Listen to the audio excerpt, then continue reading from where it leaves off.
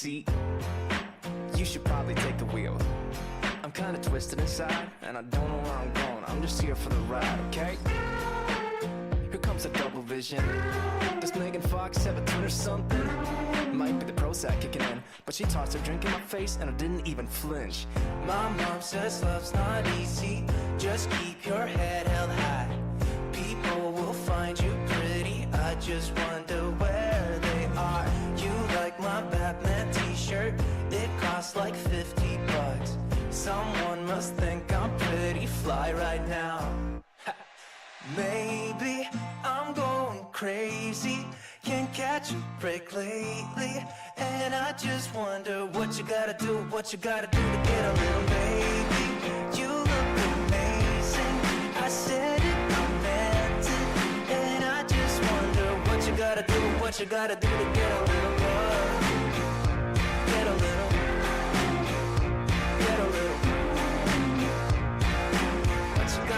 What you gotta do? What? Did somebody just say hello? Nah, I'm flying Han style, solo. Do you like that Star Wars reference, baby? There's more where that came from. Catch a movie later? Guess I'll see you around. I got a busy week too, I'm watching X-Files. Could be the Mai Tai doing things, but hey, you know what? I'm calling that a win. My mom says love's not easy, just keep your head held high.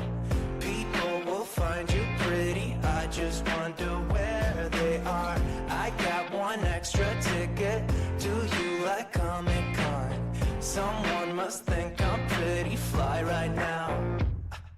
Maybe I'm going crazy, can't catch a break lately.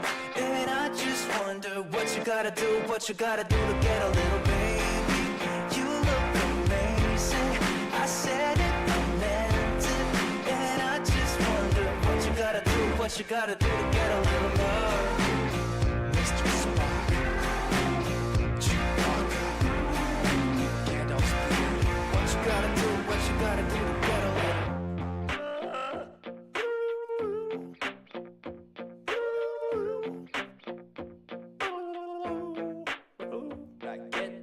My mom says love's not easy, just keep your head held high. Bet people think I'm pretty fly right now. Maybe I'm going crazy, can't catch a break lately. And I just wonder what you gotta do to get a little baby. You look amazing, I said it, I meant it. And I just wonder what you gotta do to get a little love. Legos and Cheetos, part of the fly. It's Wingardium Leviosa. What you gotta do to get a little. What you gotta do to get a little love. Okay. Not a good start to today's stream. I already screwed up chat. Okay, hold on. Let's switch over to main camera. Hello. Good evening, everybody. Good evening. It is Friday. What is it? March 29th. Yeah, March 29th. Wow, we're done with March. Goodness gracious. Time goes by really quick. Hello everybody and welcome to today's episode. This is episode 62 of the Doll Symposium. Man, 62. We are getting up there in numbers. Maybe episode 75 we'll do something special. I don't know. Definitely 100 when we get there, but we're not there yet. So yes, as always, I am your host, Shizusan, and my beautiful assistant with me today is the very lovely Cheryl Gnome. So, how is everybody's weekend? PMB Sakura, welcome to the stream. Kami Faye, welcome to the stream today. So yeah, I was testing chat earlier, and I typed in testing, and nothing showed up in chat except for my name, and I was like, why? Why is it not working? And then I realized I had the text color set to black. So because the background is black, it didn't really show much of anything. But now we got it to white, so it shows up as clear as it possibly can at this point in time. So hopefully it's okay. I tried to set up today's stream a little bit better than last week, but it turns out, again, the trials and tribulations, I guess, of having enough money to upgrade your system. I can't get my camera to encompass the full screen like I did before. Like, this is pretty much the largest I can make the screen, and it doesn't fill up the whole dang screen. So that's a problem. But I'm gonna try and figure out. So chat is supposed to be like on the whole right hand side of the screen.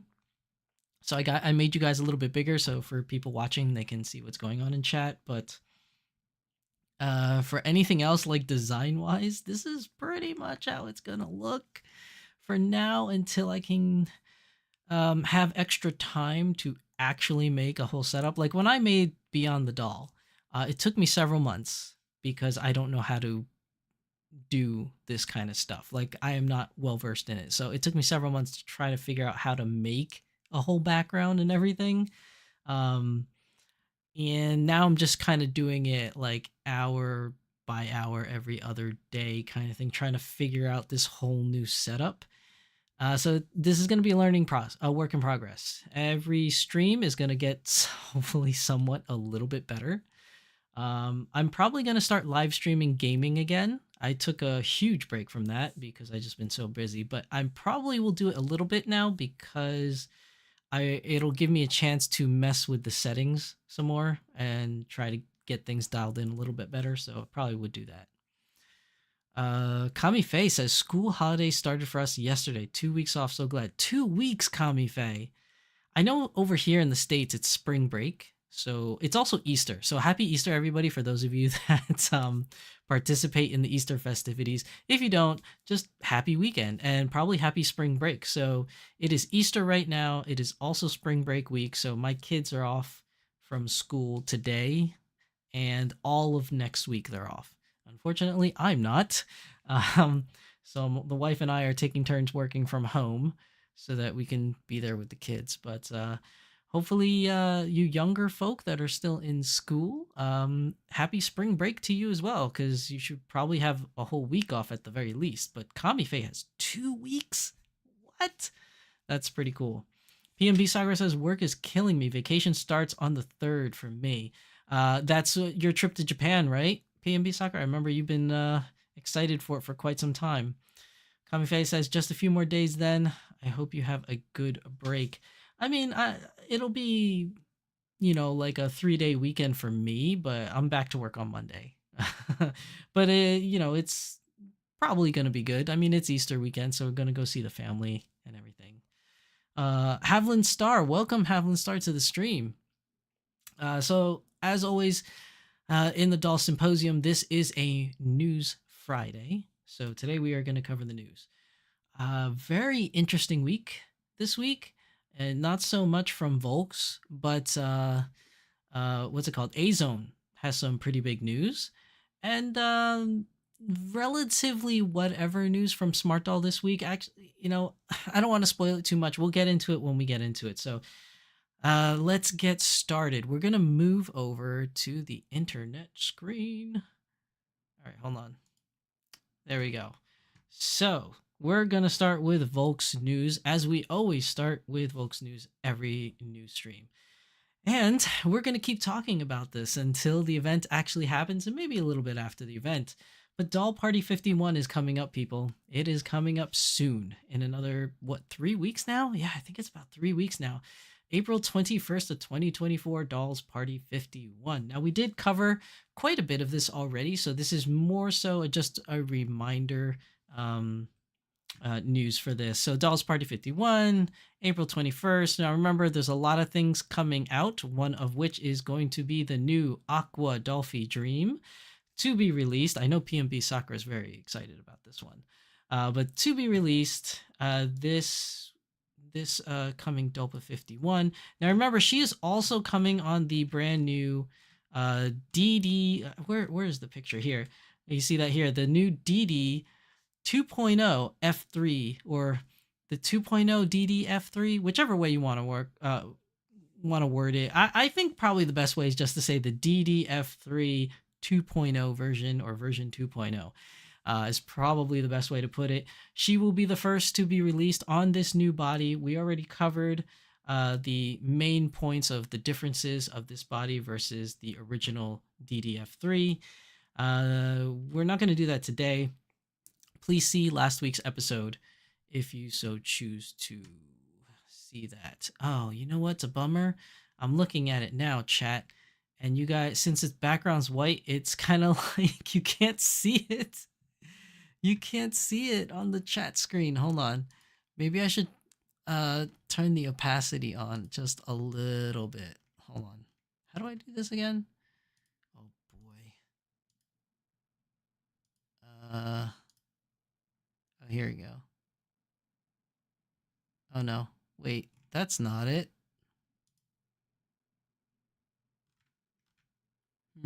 Background color.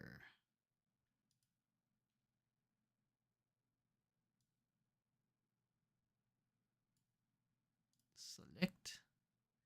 Oof. That's gonna come out really weird looking. What happens if I change it on the fly? Oh, all the text went away, guys. You guys disappeared. You guys disappeared. That is probably not a good look. Darn it.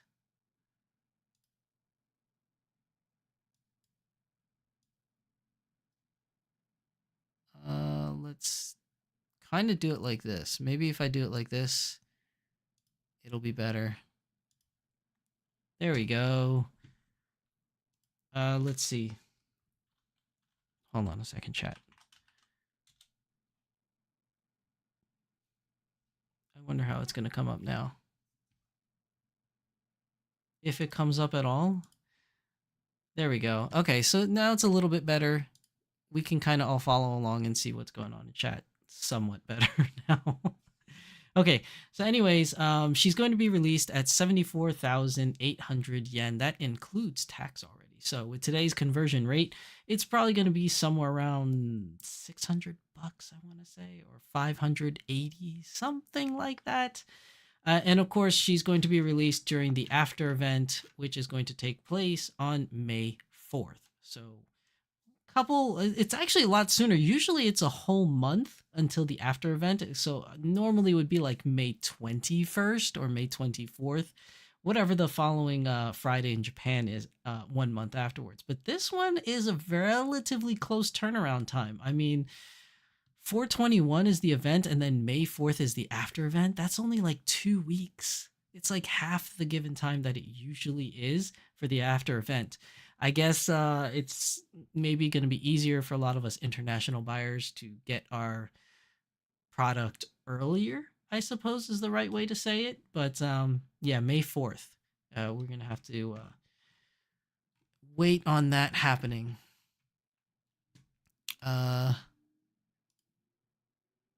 What happened to my stream, guys? Am I live? Bro.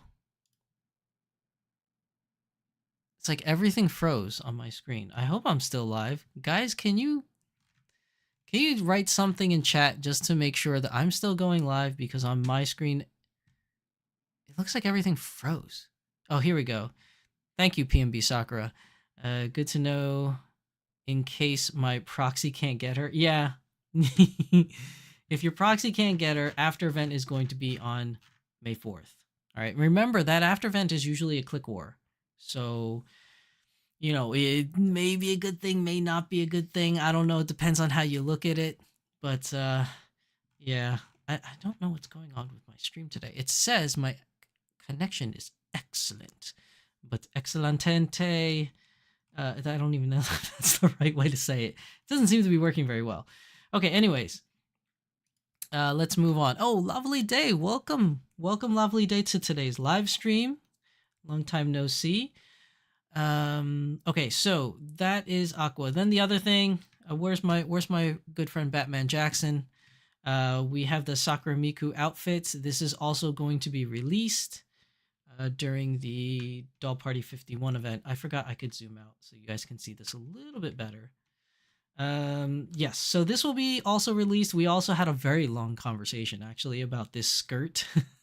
We're not going to do that again this week. If you want to know the whole controversy with this skirt, you could go back to last episode of the Doll Symposium.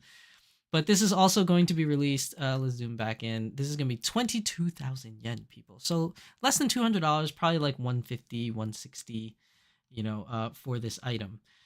Now, again, this is going to be available during the after event, and it will be a click war as well. So, stay frosty, people. It is a very lovely outfit. Just, I can't stand the skirt. I just really can't. Okay, here's the one that's somewhat new because they didn't release that last time. So Doll Party 51 always comes with a new outfit collection. Every doll party has, oh, my chair is sinking. Every doll party has a new outfit collection, and this one is the same. So let's take a look at what we got. We got some old-timey stuff. They always have these old-timey stuff, but this time they call it the Toho gear style. I don't know what is very Toho about it. I think there's another what's it called, meaning for Toho other than what I know Toho to be, which is those like video game looking girls and those shooter games.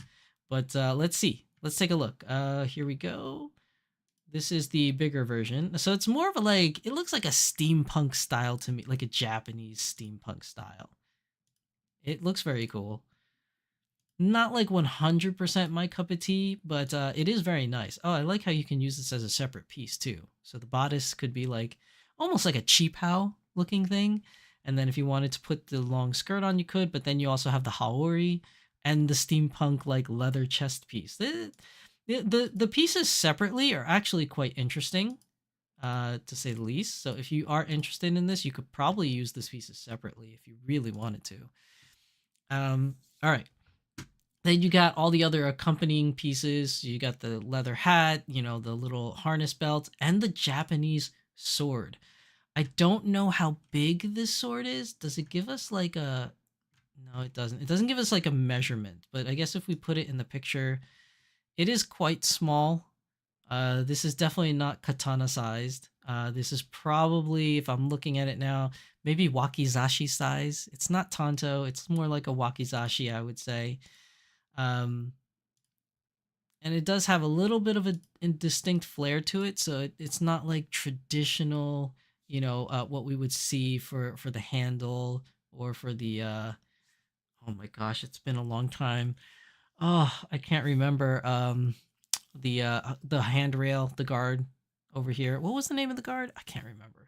Oh my god, I used to know all the pieces.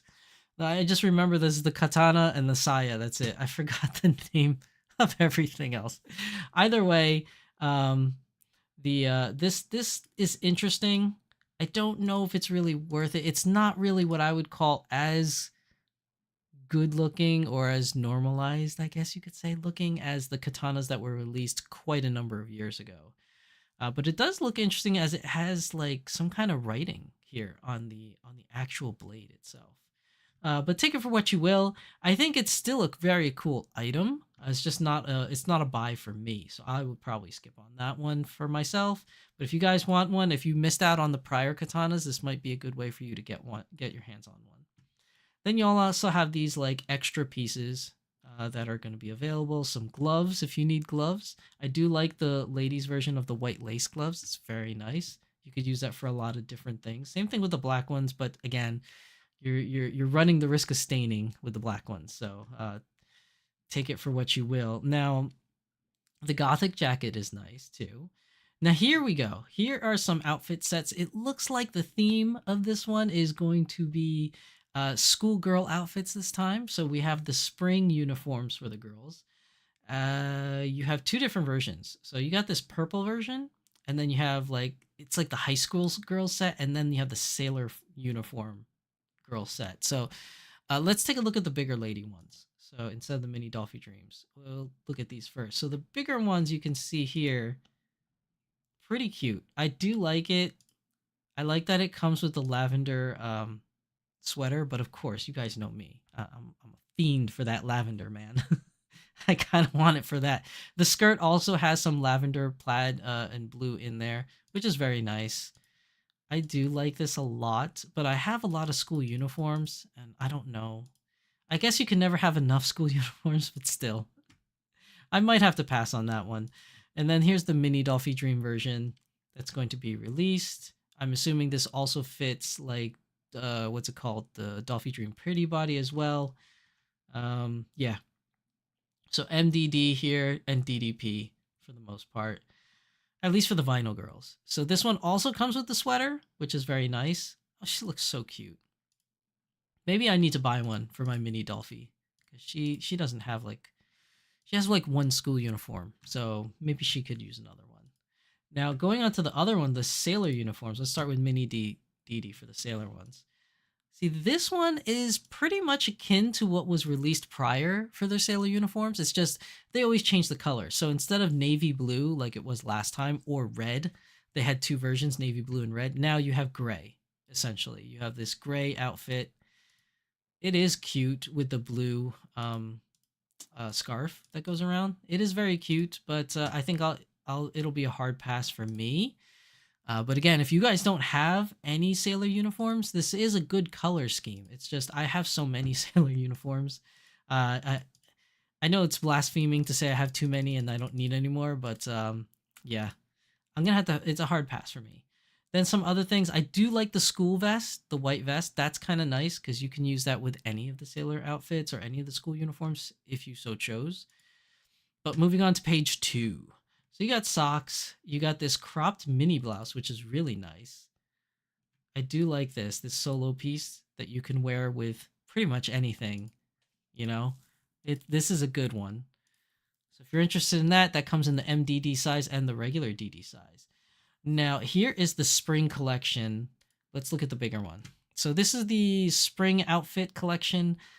What do you guys think? I think color-wise, the color combination is really nice. I do like the way it looks, like color-wise. But there's something, I was looking at this before. The thing that I don't like about it is this right here. So it looks like the skirt can part. Now I understand like stylistically, you know, why it may be there. It might be easier to move around in, I guess. But it is a free flowing skirt. So, you know, if it was a real thing, I mean, I'm assuming you could walk around in any way pretty easily. Not really sure why the slit is there, so it's kind of like off-putting for me. The blouse is nice, but I like the little frills over the shoulders, but this frills in the middle is just not my cup of tea. Doesn't mean it's not great, doesn't mean people won't like it. I think a lot of people will love this, but I think I will pass on it. The only thing I really like is the belt. The belt is just a nice pink belt. Could probably use it for other things, but I don't think I'll buy this whole set just for that. But it is a cute spring outfit, so if you don't have a spring outfit, this might work out for you. Now here is the big thing, the panda outfits. So these are the panda I don't know if I'm saying this right, but the Chinosoire outfit. And I know a lot of you are probably going to go for this. So let's look at the bigger size first. So this one is the Chinois set, or Chinois seri. Maybe that's how you pronounce it. I don't know, man. This one is modeled with Ren, and it's interesting to note that like you have this whole outfit, but underneath you have this martial art looking outfit, but then you can have the top part that goes over it. So it kind of can be like a dress. Look at this. And then there's a dress thing. So, I mean, okay, right? You have this top part. There you go. This top part here is the main piece. And then you could switch, right? So you have the pants. And then if you want, you could put the, you know, pantalette. What do they call that thing? I can't remember the name of it. But you have the skirt, this frilly skirt. So you have a choice. You can also use like the sleeves for the arms. So there's a lot of like leeway on how you want to use this outfit. But this is basically what it comes with. It's a little unfortunate. It doesn't have like the socks or the stockings with the garter because it looks actually really nice with this outfit. And it doesn't come with the hair accessories. So you're not going to get these little hair accessories, which is unfortunate because the original Chinois set, which I have, is white and light blue, and it came with these little hair accessories. So it's unfortunate that this one does not come with it, but it does come with the skirt and pants, so you could choose to, wear it whichever way you choose. So it's all there. Oh wait, no, it's not. I misspoke. It's not even there. So see, like, why? Why, Volks? Why are you doing this? At the very least, make it a pants set and a dress set, right? Like, did I miss the dress set? No, it's not there. See, they have the dress set for the minis, which we'll get to in a second. But your hair accessories are separate. Where's the skirt? See, I don't even see the skirt, man. Yeah, it looks like you're going to have to find your own skirt to put underneath it. There is this. I don't think that's the one that they were using for the outfit. Yeah, this is for the minis. Yeah. That's unfortunate. They don't have the skirt piece for that part of the outfit. Did I miss it on page 1, guys? Hold on. Page 1. No, I did not. That's unfortunate. So that's a bit of a bummer that you only get the pants set then. I really thought from the pictures you got both because there wasn't 2 separate listings like this one. So if you go to the mini version, this is for the mini Dolphy Dreams. This one has the pants. And if we go to the end, see, it's the top with the pants. That's what you get. And then if we go to the other one, then we have the dress set. Let's see. Yep, see? You get the dress set. And this skirt piece is sold separately on page 3. So I don't understand why they can't sell the other skirt set. So this one has like some kind of like mini leggings things. Like high knee socks. But they're not really socks. Some kind of covering. It is cute. I do like this version, the mini Dolphy Dream version. This is actually quite cute. She looks adorable. I might have to get that one. But, I was kind of really interested. Where did the page go? I was kind of really interested in this one for the older version one, or the one for the bigger girls, but it doesn't have the skirt. That's really disappointing. Moving on. The spring outfits. So you have these spring outfits also. Now this one is interesting. You have shorts, and here we go. Shorts and a t-shirt cover up over the tank top. These are the separate pieces. So you have like the little tank top, the shorts, and the t-shirt that goes above. It's very cute. The t-shirt's a little see-through. Looks great on Miku. It's great colors for her. Like, this is a very nice set. Now, the other one, which Kaito is modeling off, I'm sure this can fit others. Yeah, you can put it on regular DDs and DDSs, so the girls can wear this too if they so chose. But you get pants, a t-shirt, and a dress shirt over. What is with this t-shirt though? It's got that thing where like half the sleeve is cut off. Interesting. Not my cup of tea. It's a little more modern looking, modern chic. I do like this one though. And you guys know me. You're probably like, of course he does. I do like this one. This one is very cute. This is right up my alley. I already have these shoes. Actually, I have 2 of these shoes, so this is a perfect outfit set for me. I'm 100% going for this one.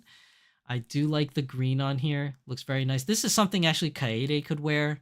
Kaede needs a spring outfit. She is wearing Agent Lacey right now, but I don't have good shoes to go with Agent Lacey outfit yet. So we're going to have to wait on that. But this would be great for Kaede. Oh, this is nice. This is very nice. It's very cute. And we have like another Vocaloid. This is Megarin modeling off this outfit. Let's see the separate pieces.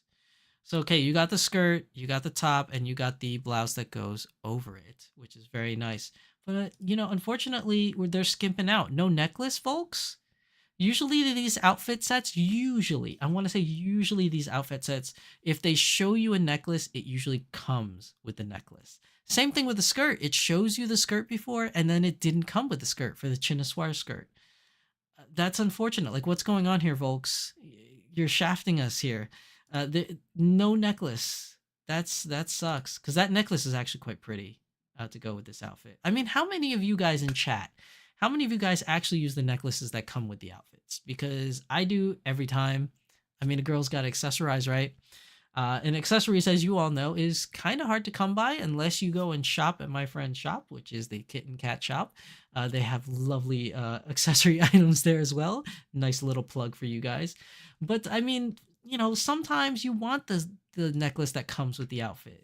It's a little unsettling it doesn't have it. You know, granted, it's only in that one picture, I guess. No, two pictures. It even highlights the necklace. What is up with that?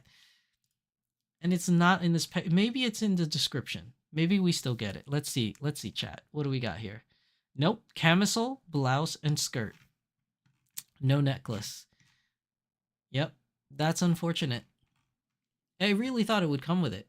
You know, a lot of the times when they feature something in the pictures that usually comes with it, minus the shoes. The shoes are always something separate. Like, that's historically always been the case unless you buy a very specific outfit set, but usually they're separate.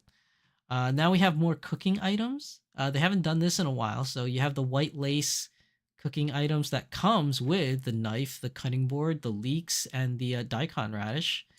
Then you also have the other version if you want to have a blue apron. The blue apron I think is nicer. The white apron is cute, but I kind of like the blue one. Maybe, excuse me, maybe that's just me. I don't know. What do you guys think? I'm going to get a drink. Hold on one second, chat. Let me get a drink. I'm thirsty.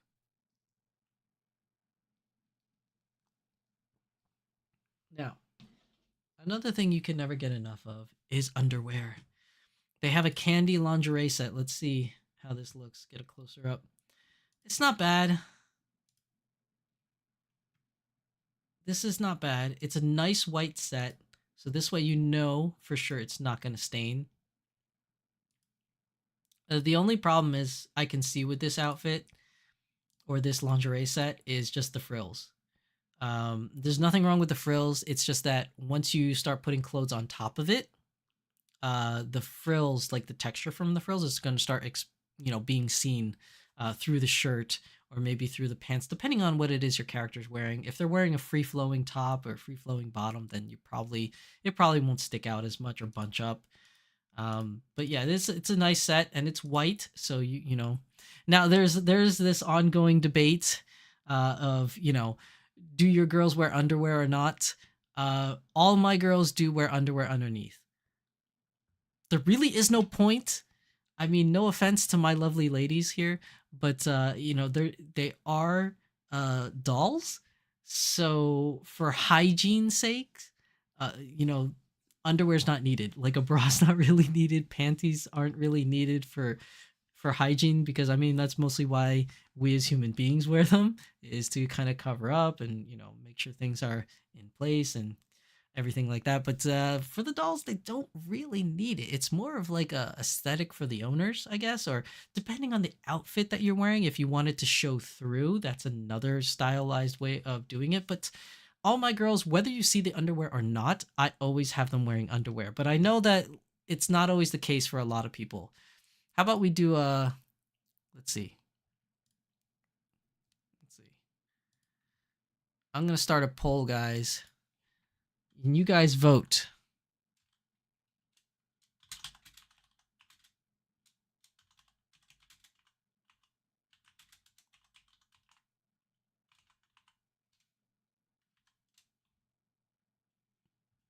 I'm going to add an option. I'm going to put, it depends. Because I think that's a valid thing. All right, I'm going to start the poll. While we keep talking, you guys can vote as it goes on. I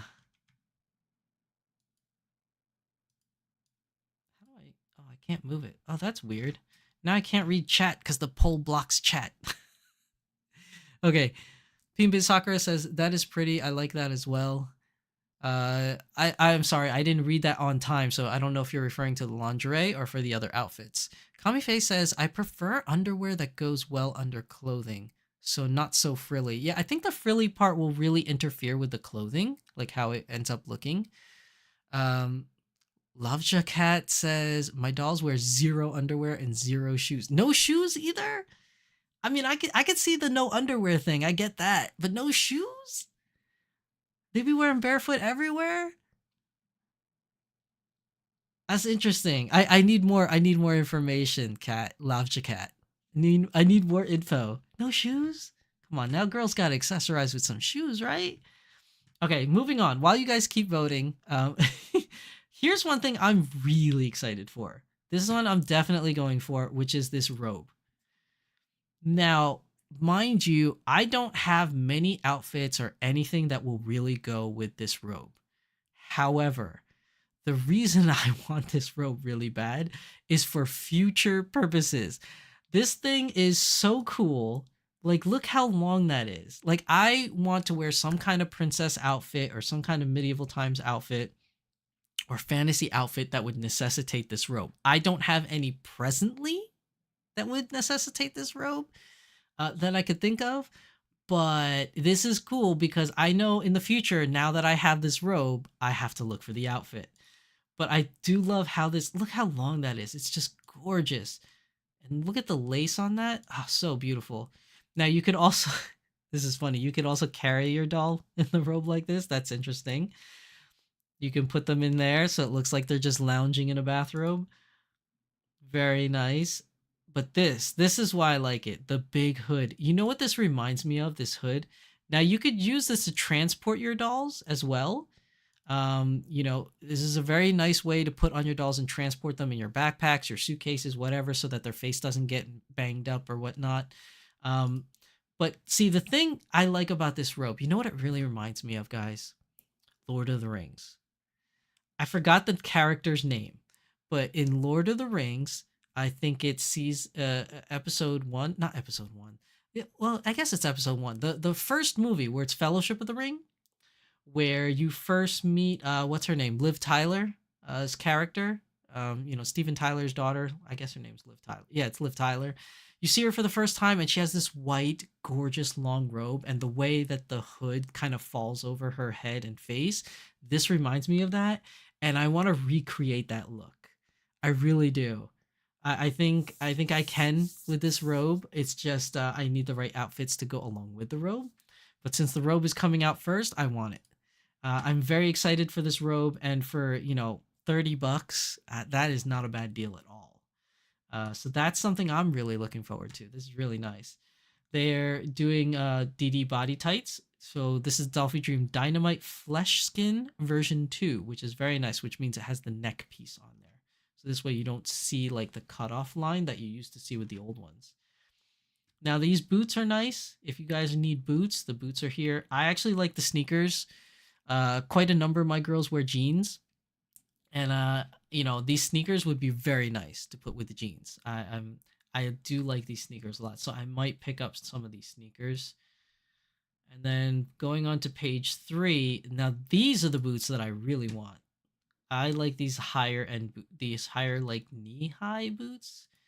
I guess it doesn't go all the way up to the knees, but I do like the way this looks. I'm a fan of this, so that's definitely another thing that I'm going to be going for. These higher in boots.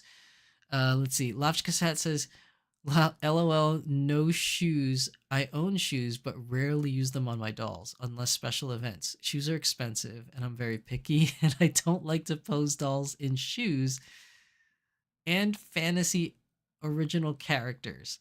Okay, so, I mean, you do have a good reason for your particular taste in dolls, so I get it now. Also, you are right. Shoes can be expensive. Like, as these boots here, they're already like $50 for these pair of boots, so I do get what you're saying. Then you have like the little shoulder bag thing. You have the panda bag. Now, this is another thing I want. I want one of each of these. Glasses. These don't come out very often, and I could always use a good pair of glasses. Glasses always look good. And then there's 2 different versions. So you do have the gold frame ones. These are kind of cute. Now, do these fit on other dolls, or is it... Oh, no, you can put on DDs also. It just so happens they put it on a mini Dolphy Dream. But it looks like you can put it on regular Dolphys as well. Kamifae says, that's so interesting. I have to have shoes on all my dolls. Yes, very, very expensive, but I use a lot of those cheap sneakers. I have only recently started spending larger amounts on shoes. No, yeah. I mean, you guys are right. Shoes are pretty expensive. And not all the time the shoes that are releases actually look good for what you're trying to go for. So most of my girls, I try to go for that modern chic kind of look, like modern day, woman walking around New York City kind of look. Like that's my kind of thing. But more of a how should you say? It's not provocative, because that's the opposite of what I'm going for. More a conservative look, as you can see with Cheryl over here. Hold on, let me change it. She's very conservatively dressed. She's also dressed for the winter, so I mean, but she's got like the long skirt, and she's got the scarf here. She very much so looks like a school marm, as many people have told me. Plus, my wife has also said the same thing. But yeah, I that's just my style. I do like more of a conservative, like you would meet this woman out on like on the, I don't know, to watch the polo games or something like that, or out for a golfing thing. Like, I don't know, that's my kind of thing. Or a nice night at the town to go to see a Broadway play. Like, I don't know, I like that kind of look. That's like a very me thing. I know that doesn't jive for a lot of people. But that definitely is a me thing for sure. How many of you guys are into that kind of stuff too? I feel like I'm the only one. Now, also you get this umbrella.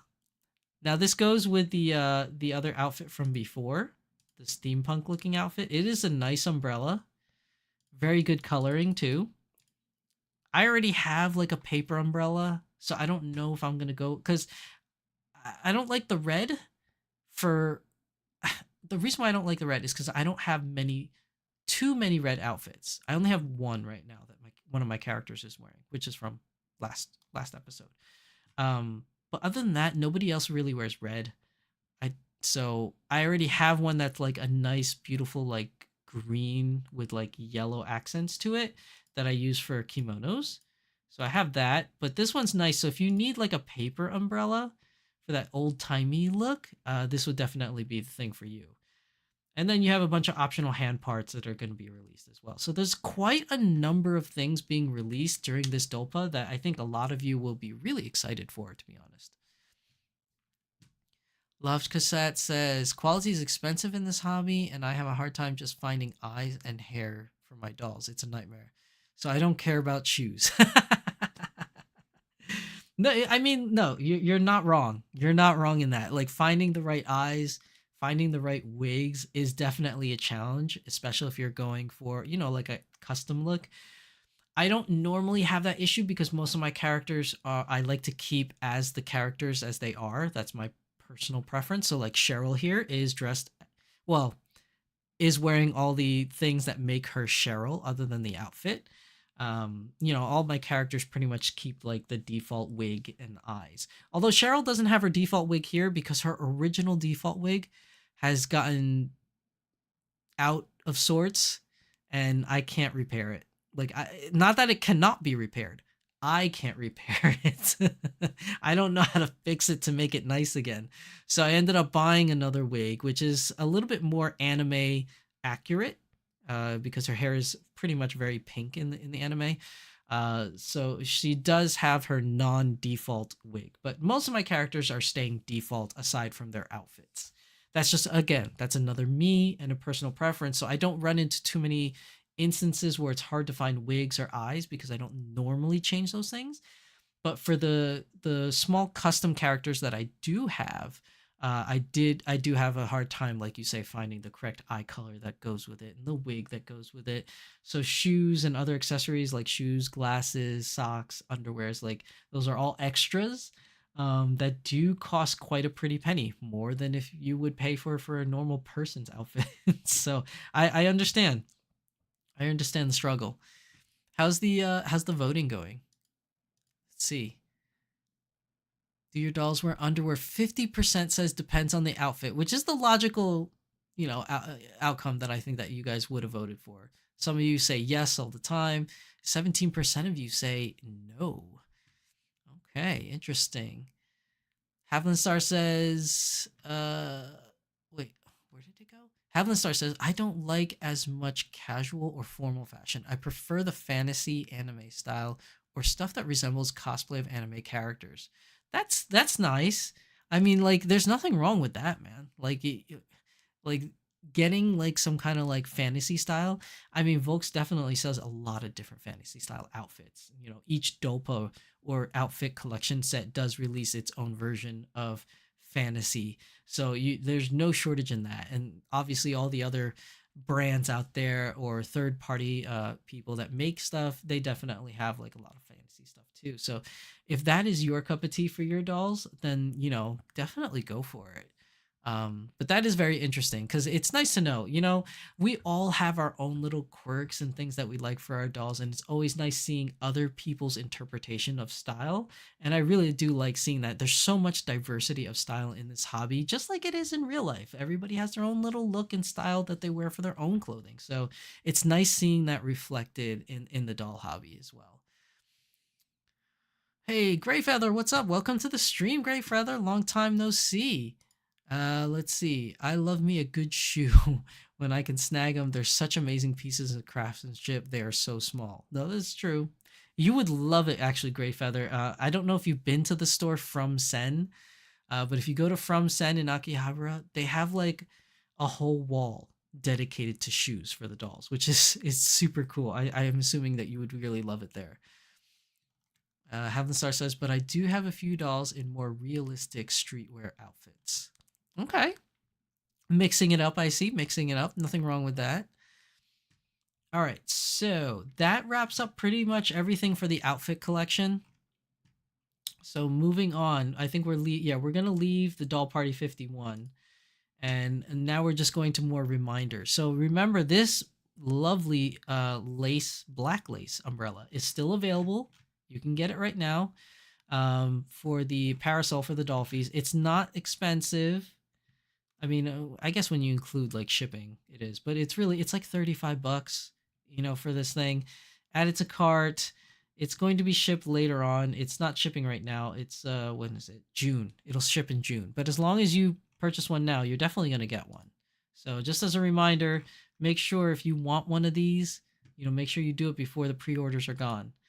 Another thing is these bags, these lovely, lovely Ida bags for the dolls. They are now still available. Like before, they were part of the outfit collection for February outfit collection, but now it's just available to buy. Obviously, they didn't sell out. So if you do want one of these bags, they are a little pricey for an Ida bag. I mean, you're looking at like $80. I don't know how much the normal Ida bags are for the anime ones that a lot of people put pins in, but these are definitely worth it, I would say. Especially, it's another way for you to carry around your dolls. And if you have the suitcase, you can always attach it to the suitcase. Is there a picture of that? Yeah, right here. So if you have the Dolphy suitcase, you can always attach it, which is also a good thing as well. Now, another thing, we do have the Volks News campaign. You get it for free as long as you pay shipping. But the thing is you can't buy it just the magazine and pay shipping and send it out. You do have to buy an item to go along with it, unfortunately. But it is a free Volks News, which they do for every Volks News magazine. And usually it sells out pretty fast. You know, most of the time when it sells out fast, it's because there's a character in it. This one does have Aqua, but there's no Aqua on the cover. A lot of people like collecting these with the collaborated character on the cover. Those usually sell out pretty fast. But still, it is a good read. If you've never bought these things before, these things are great. It shows you everything that's coming up within the next year or so. Now, Volks USA. We are on the Volks USA website. Why is that like this? It's supposed to be like this. Okay, so the only thing for Volks USA I really wanted to address is they are also having their own campaign for the Volks News. But instead of getting the... they do it the opposite. In USA, you have to pay for the magazine, and then the shipping will be free. So it's a little bit of like this and that. So, you know, if you go to the international website, the magazine's free. You got to pay shipping, but you also have to buy an item. So that's the catch. Then this one, if you get it from Volks USA, you can obviously just buy the magazine and then like just get it shipped to you for free. So that's always a nice thing. It is important to note. Okay. It is important to know. I almost forgot. If you get this magazine for free shipping and you get the magazine and you add like a dress or shoes to it, it's kind of pointless because you won't get free shipping anymore because you added items to it. So that kind of nullifies the free shipping thing. So if you want to buy the magazine from Volks USA, I say just buy the magazine, have it shipped, and then make a separate purchase of your items. Because if you buy the magazine with items, you won't get free shipping. They're not going to let you ship those other items for free along with the magazine, unfortunately. So do be advised of that, because I think, people have probably done that in the past, and you don't want that happening to you where you're like, what happened to my free shipping? It's only free if you just order the magazine. You can't add anything else to it. All right, let's end the poll. It's been up for a while. What is the winning thing here? All right, do your dolls wear underwear? 42% of you say yes, your dolls wear underwear. And then the other 42% says it depends on the outfit, and 14% of you said no. So wow, it's neck and neck with that. They all wear underwear or depending on outfit. So like I said, for me personally, all my dolls wear underwear regardless of what the outfit is. I just personally like that. I know it's there. No one else can see that it's there, but I know it's there. It makes me feel good. Gray Feather says the Ida bags are so cool. I love the mint color. You should order one. Look at me being an enabler. Order one. Do it. You'll like it though, for sure. All right, that's it for Volks news this week. That's everything for the Dolphy Dream stuff. So let's move on to Azone. Azone has some pretty interesting news for this week. It's pretty big announcement, and it's a pretty big change for their lineup as well. So moving on to Azone. Here we go. So this is Yui. Yui is part of the Happiness Clover line, and she is getting a re-release. Now, here's the thing that makes Yui... Is it on here? No, it's not on here. So here's the thing that makes Yui very unique, okay? Very, very unique. The Happiness Clover line, since its inception on Azone, has always been 50-centimeter dolls that are made out of vinyl with the AZO2 body, or, the original AZO bodies. But their heads always had painted eyes. Yui here is going to be the first to be re-released, because remember, Yui, as well as the other girls, all of them have been released. The entire cast of Happiness Clover has already been released, and there hasn't been any news of Happiness Clover in years. Now they're re-releasing the girls with eye chips. So no longer bye-bye painted eyes. It is no more a thing with Happiness Clover, and Yui is going to be the first to be released with the eye chips. This is very, very, very good news for Azone, as they're making that step to go away from painted eyes. Now, I know some of you individuals out there do enjoy the painted eyes because the painted eyes give you that more anime look, versus the eye chips do give it an anime look, but it still looks more like a doll, I guess you could say, because there are some things in eye chips that you just cannot recreate with anime drawings, or anime drawn on eyes. So that is a bummer for those of you that are huge fans of it. The big issue why they probably changed it, and I'm only guessing here, is because in time those painted eyes will chip or wear or whatever, or lose their coloring. Whereas if that happens with your eye chips, which it usually doesn't, but if it did, you could change them. So here we go. It is going to make these girls much more customizable, because you could change their eye colors. You could always change their wig, but now that you could change the eye colors, you could really make your own custom character if you so wanted to.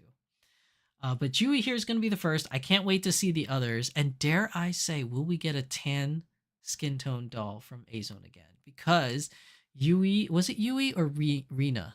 I think it was Rina. Rico? What started with an R. The other character that started with an R came in a very limited tan skin tone color. And it was the only Azone in a tan skin tone color that I know of. I remember that David Keynes did tell me that there were 2 others, but I don't know which dolls those were. But I know that there was a Happiness Clover girl that was released in tan skin tone. And if they're going to re-release all the girls now on the new bodies with the eye chips, I kind of want to see that tan skin tone again. I really want to see it emerge, but will Azone do it? We do not know. So this is her. Very cute. Obviously, you have the stable double jointed knees as Azone dolls usually have with the AZO2 bodies. However, that also may change in the future. So as of right now, she is on the AZO2 body, and they always have the B-Shine wigs. That is their thing with Azone, and they're very nice wigs. She comes with a G bust, so fairly large bust on this lady. As you can see in this picture here, she does have a fairly large sized bust. This is her without the jacket on. Very cute. Where's the picture? Here we go. There you can see the eye chips a little bit more clearer. Very nice. Very, very nice. She is cute. Now, moving on, there is a new Kiki Pop. Kiki Pop, we haven't seen a new Kiki Pop in quite some time, or at least I haven't seen a new Kiki Pop show up on the news for Azone in quite some time. So this one is going to be the Dreaming Girl in Pink. Okay. Oh, actually, let me go back to I forgot to go back to Yui. Yui is going to cost 62,000 yen. It's 68,200 yen with tax. So you're looking at roughly around like $550 roughly, give or take the conversion rate of the yen. Now, pre-orders are going to be starting on April 12th for this girl, and it's until quantities are exhausted. So in essence, it is a click war in order to get this. I highly recommend that you get a proxy. If you want her on release, I highly recommend that you hire a proxy to get her for you, as getting her through this click war is going to be rather tough, because Azone, Azone.net, when it comes to a click war, you have to use a third-party shopping service, and usually those are not easy to click through to go through the windows in order to get your doll in time. So I highly recommend that you hire a proxy service that will take care of all of this for you, and it'll be easier for them to get her for you. Another thing you could do is check Ami Ami, as Ami Ami might have this available for pre-order on their website, and it will be a little bit easier of a time for you to get her. Another place that I would recommend you trying to go to in order to get her is Fabric and Friends. Fabric and Friends does have a license agreement as to be a store licensed to sell all their products. So she might be available for pre-order. Please contact Fabric Friends and Dolls via their website and see if they can pre-order her for you. Now, going back to the Kiki Pop. So the Kiki Pop, this one's going to run you about 22,000 yen. That's including tax. Now, she is going to start March 29th, which is today, and it's until quantities are exhausted, and then it will be shipped out, somewhat later afterwards. Now, this one, I don't see this one really selling out, but again, Kiki Pops, it's been a lull period since we had a new Kiki Pop, so it's quite possible that this one might go quick. Now, there is another one on here that you could see. I don't know if this is going to be a new release also, because it wasn't shown in their website. So this might be just an older doll they put with her, but usually, why do that? This is a great opportunity to market a new Kiki Pop that's coming out. So I don't have any news on this girl as of yet, but we can always check. Let's go back. I just want to make sure she's not hiding somewhere. Oh wait, no, there she is. I must have not clicked her. So here we got the mint version. So it's going to be the same price, 22,000 yen. Okay, pre-orders already opened and started now. So definitely check the azone.net, see if you can pre-order her. Again, check Ami Ami to see if Ami Ami has her, and check Fabric and Friends to see if they have her as well. So I knew something was fishy about that, because I was like, why do they have both? But I couldn't find it. It was literally the tile underneath the one I clicked on. So these two are two new Kiki Pop girls being released. Now, it says the ADMIX series. I don't know what that means, but it is the Dreaming Girl version. You have Mint, and you have the pink version. So do check those out if you so choose. Now, this next bit of news is not really Azone, but it will be related to Azone in the future, and that is going to be Obitsu. Obitsu is now launching a new doll. Yes. And why is this important, people? It is important because Obitsu are the ones that supply the doll bodies for Azone. So all those AZO2 bodies that you see lying around, those are Obitsu bodies. Now Obitsu is making a brand new 50 centimeter 1.5 version GGR50. This is the new GGR50. Now we're going to go over this. There's a lot to go over, okay? So this is a version 1.0, well, 1.5. This is what the new body looks like. Please forget the doll nudity, but that's the way it is. So right from here, you can't really see too many differences, right? It's kind of hard. You're just like, oh, that just looks like an AZO2 body, right? Wrong. There are differences, but it's not until you put it against the other ones that you really start to notice it. So here is the older body. These are like the AZO2 bodies, and this is the new GGR50. You can tell already that the GGR50 is not as like skinny. It's got a little bit more meat on the bones. Now, obviously, they put on a bigger bust on here, but it does come with smaller busts. It is, this is not the only bust that comes with. It does come with smaller busts, but the one they chose to show you guys, I guess to make it more proportionally good looking, I suppose, is they put a larger bust in there. Now, one of the things you could see is the head is significantly larger. The body, it has a little bit more meat to it. It's a little bit less anorexic, I guess you could say. The thighs are bigger here as well. And you could see in the backside, the butt has a little bit more like style to it, has more curvature, has more definition in there, as well as the front, but we don't really need to know that. It is a doll. It's a little not necessary. You still have the double jointed arm, elbows, and knees. So that's still a part of it. But you could definitely see the differences. The back is more defined with the shoulder blades instead of just flat back. There's more definition now in the new GGR50.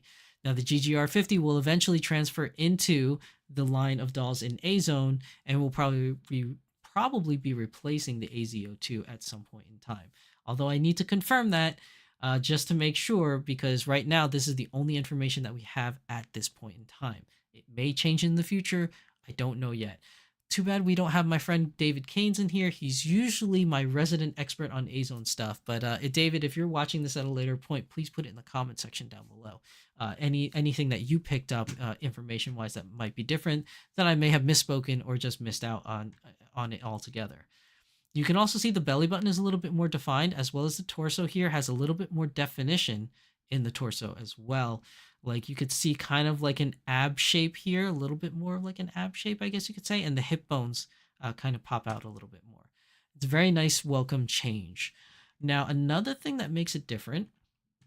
Oh, here's like a zoomed in version. You could kind of see a little bit closer up.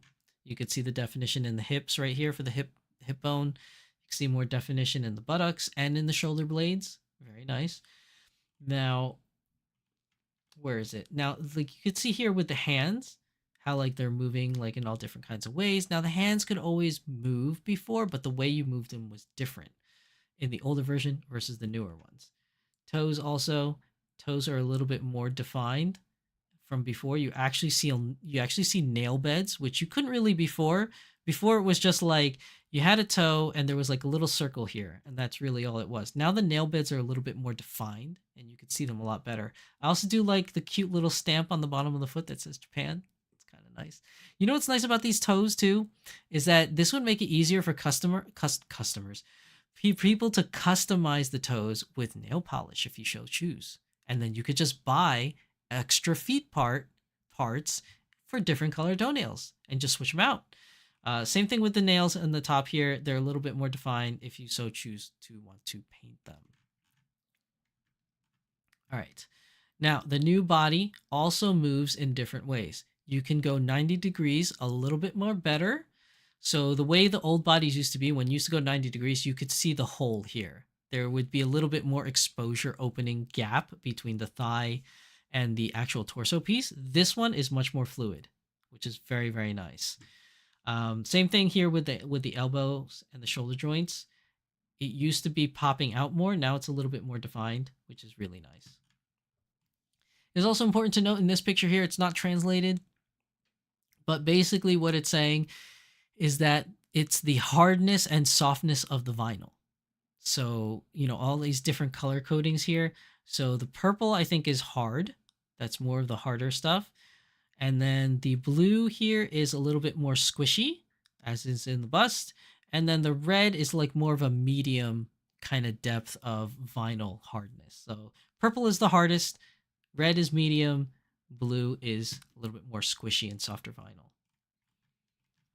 Now they have these little stressor pressure points. I'm not really sure how that factors into this, to be honest. Even if you read it, it says, also, although it is a small detail, we have installed a fitting part with the elbow frame so that the outer skin on the forearm will not fall off even if the wrist part was removed. There are similar fittings on the thighs and the shins to prevent looseness. So I'm not really sure how they're trying to depict this here, because normally you could see the inner skeleton that this would attach to, or at least that's my understanding. And we can't see that from this photo. So I'm not really sure what it is here. But then again, I'm not the resident expert on Azone. I wish David was here. He can help us out with that kind of information. Now, this is interesting. The shoulder joint. So this is the old shoulder joint and this is the new one. You could see the reinforced plastic around the actual shell, what's it called? The inner cylinder that the arm peg goes into. Now, the reason for this is because the old ones, like this one, if it cracked, it cracked. And then the part was loose, and then your arms would fall off or your legs would fall off, etc., etc. With the extra reinforcement on the outside, it basically means that if the inner one were to crack from wear and tear, it's still held in place by the outer ring. So, you're still not going to have any kind of issues of arms falling off because the outer ring reinforces the stiffness of this. So even if it got a hairline crack on the inner part, it's not going to go anywhere because the outer one is holding it in place. And this is also going to be the same thing for the thighs. Now, here's another interesting part. Now, the elbow joint. So for those of you that are not familiar with the elbow joints on Azones, let me make this bigger. So what it used to be is that, can I get this in the camera? Okay. So what it used to be is you have your arm, right? You have your arm, and when you pull it up like this, right? It used to be for the old ones, when you pull the hand up to the chest, the way the joints in the elbow, the double jointed is that eventually it'll curve and it will go inwards like this. You couldn't get it to go straight, like up and straight. Every time you curve the arm up, it would go a little bit more inwards, and it would always be like this. So that was one problem with the elbow joint. But now with the new elbow joints, you can now take the wrist and put it up and make it go straight. So as shown in this picture here, you can see it in this picture. Let me see. Can I zoom in for you guys so you can see a little bit better? Ooh, that's a little too big. So you can see in this picture here how the old ones on this side, on the left-hand side here, it always came in at an angle, and the newer one now goes straight up. So you're not going to have that issue. Here's an example of it. You can have it out to the side if you wanted to, or you can have it go straight up. It's very nice and welcome change. Grey Feather says, oh, hey, Azone News? Yeah, I've been doing Azone News for quite some time now, actually. Let's see. Oh, gosh, no, not pink Kiki Pops. I'm obsessed. Look, there's a lot of people obsessed with Kiki Pops. So they haven't been around for quite some time. So it's nice to know that there's new ones coming out again. Fabbing friends are delightful people. Yes, they are, Grey Feather. Definitely are. Marie Velez, welcome to the stream, Marie. Welcome, you made it. Hello, everybody. I'm late tonight, but I hope everyone's doing well. I hope everyone's doing well as well. Marie, are you doing well? That is the question. I hope you're doing well also. But thank you for making to the stream. You missed a little bit of Volks News, but don't worry. You can always watch it on the VODs when we're done here. Now, this is also where the hip joint is. You see the reinforcement here. It's a little bit thicker on this end, and there's the reinforcement ring on the outer side as well as on the inner side. It's kind of hard to see it here. There's like an inner ring on the inner side of the hip joint. Now the wrists. Okay, so going back to the wrists. So the wrists are copying basically everybody else. Azone wrists used to be like this. If you wanted to turn the wrist around, you have to move the whole ball joint to turn the wrist around. That is the way you used to be able to do it. But now you could turn the wrist freely without moving the ball joint with the new peg. Now, I say new, it's new to Azone, but it's not new to other dolls, as Smart Doll has already put this on their dolls, and Dolphy Dream has been putting it on their dolls for quite some time. But it looks like Obitsu is now following suit with their wrist joints on the new GGR 50. Now the foot, this part is cool. I actually really like this. So this is the old foot joint for the ankles. Yeah, just like this little piece here. Now this is the new one. And you could see the swivel joint here. It allows the foot to do this, where it didn't before. How cool is that? That means that you could do those really wide spread leg poses. I know that sounds really dirty. I don't mean it dirty, but you know, like I mean, like those martial arts poses where you have to have like a wide stance, like for karate or something like that. And it used to be that the feet, you know, they had to be like, you know, it was always straight. How do I, hold on. So you know how like let's say this is your foot, right? Like this is your leg, and then this is your foot. Right? It's always straight. With Smart Dolls and Dolphy Dreams, you could always angle the foot like this way or that way off of the ball joint. The ball joint was the one that moved, right? But now what it's showing you here in this part, there's a joint right here at the bottom of the circle joint, right over here, and it allows the thing to pivot. So you'll still get the same movement of moving the feet at an angle like this. It just pivots in a different spot. Instead of pivoting at the ball joint, it now pivots below the ball joint to make the feet move, which I think is really interesting here. Although this is a little disconcerting. This little line here, I hope that doesn't crack. Anyways, oh my God, now I'm stuck. I can't get out of this. Get out of this zoomed in picture. No. How do I get out of this now? I'm stuck. Oh, there we go. So now you know you have this little pivot joint, and it looks very natural. Look at that. It looks very natural. I like it. I think this is a very good thing for Obitsu and eventually Azone. And that's it. Let's see. It looks like you can get it. The very first doll that's going to come with this new body, it looks like is going to be this girl, Akiho. Akiho is going to be the first one. It's completely made to order at 38,500 yen. She's going to be the first one to be released on this new GGR 50 body. So let's see the specs. So Akiho body GGR 50 made up of GGR 01 head. Hand grip parts, doll eyes, Hitomi Ototsu, revision of Akiho exclusive design. You get the wig and a simple bra and shorts version. You can also pay a little bit more for 53,000 to 58,000 for a fully clothed set. These outfits, very cute, by the way. I'm more partial to the beige and the white. Excuse me. But the black and the green is also very nice. Let me just, I need some tea.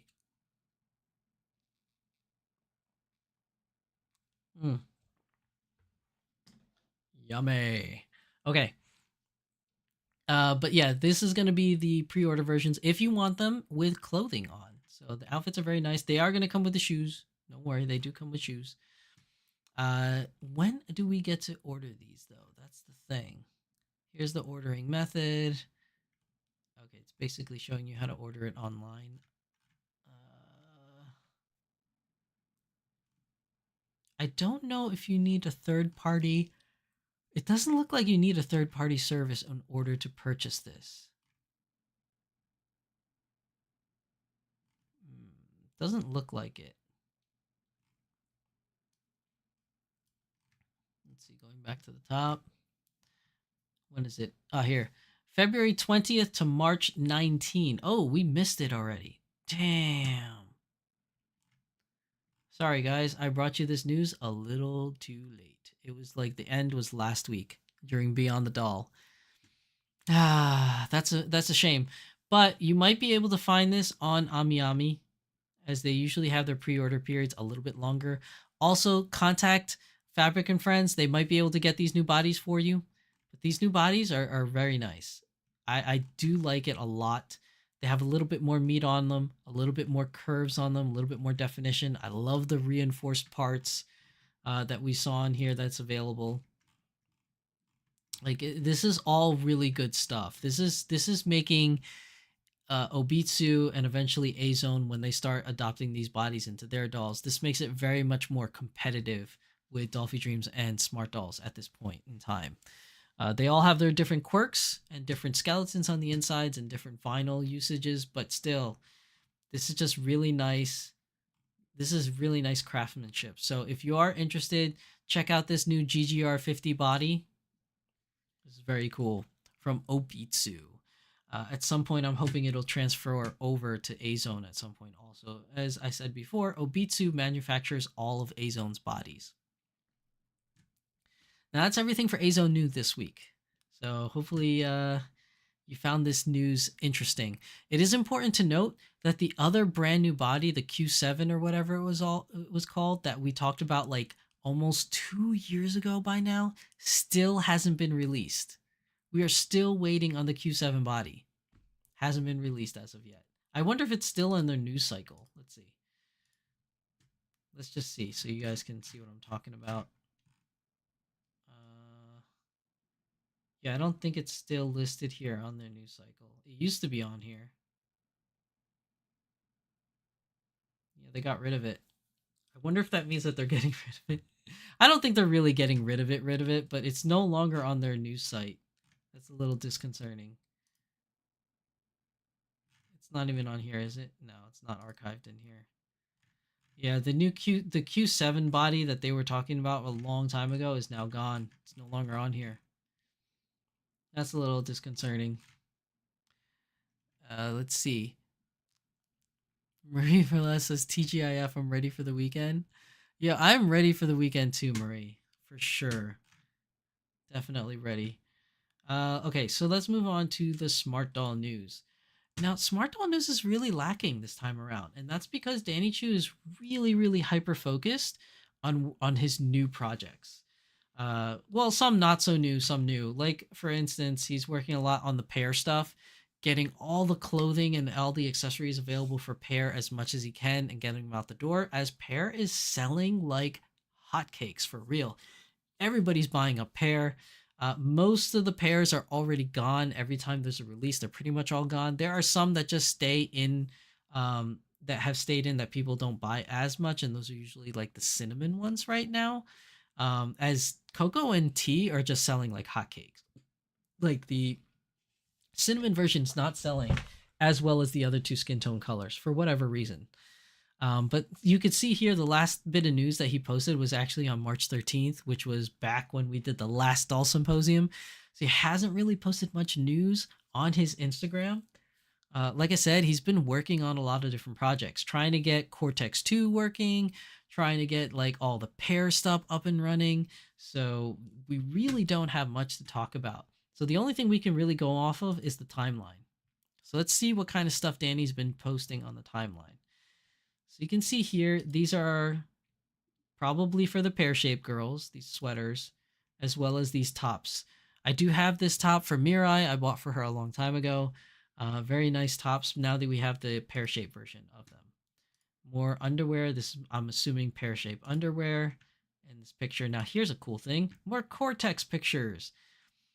Now from what I can see on this Cortex picture, this looks like the shin part from before. So it doesn't really look like much has changed on this shin part. So I'm not really sure what it is. I'm sure most of you that are really, really like good at picking out like the little nuances probably can see a difference. But to me, it looks like a regular Cortex 2 shin piece for now. Havlin Star says, I have 2 Obitsu dolls in the 1/4 scale size. They are such strong dolls.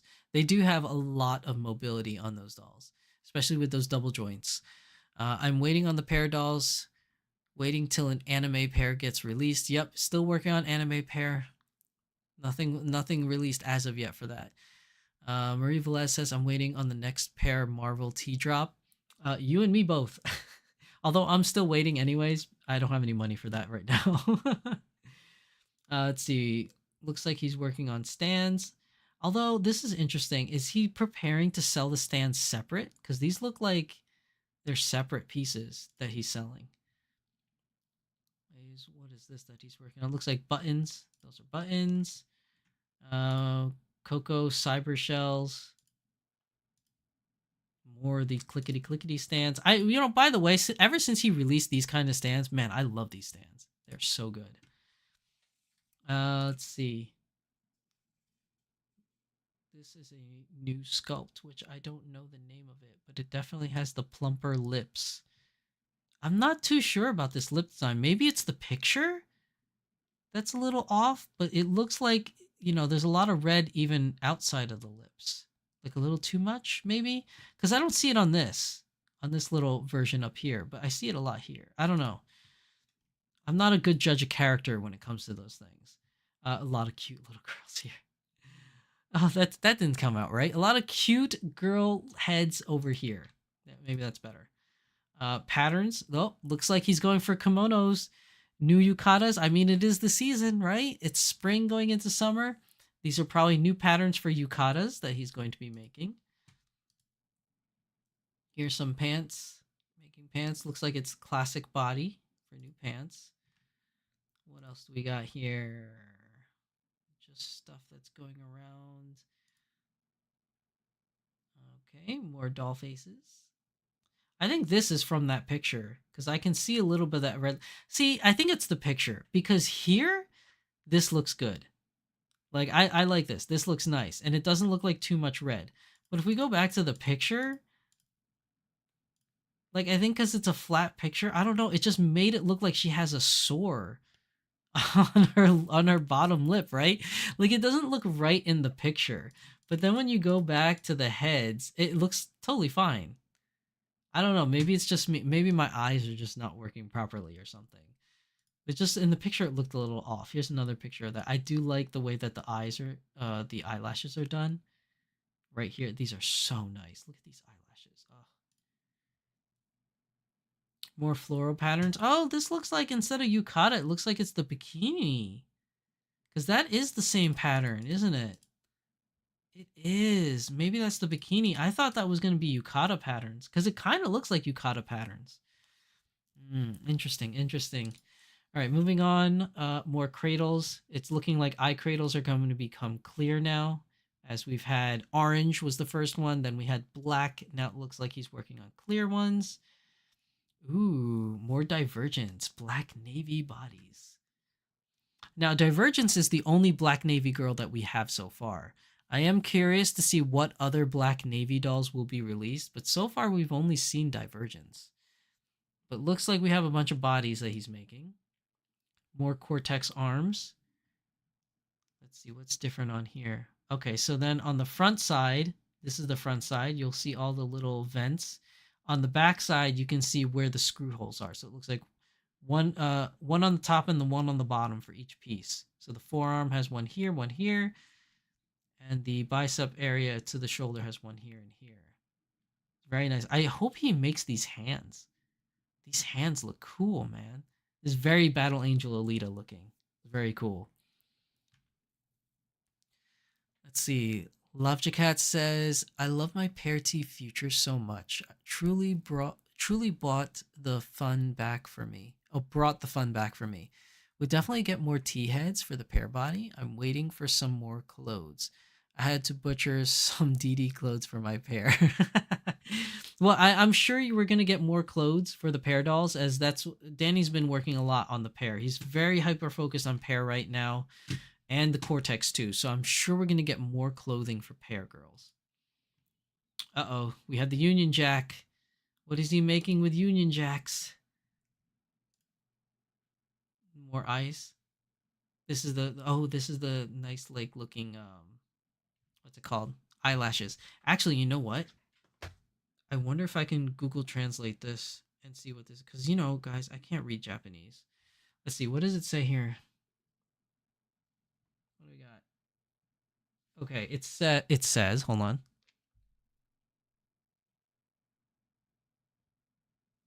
Okay. It won't translate for me. The shape of each part, please refer to sample. Sharp and color-coded parts are masked. It's nothing really like too interesting. Let me see this other part. New color mask. Oh, here, it's got the name. Okay, color mask code name ASU, ASU.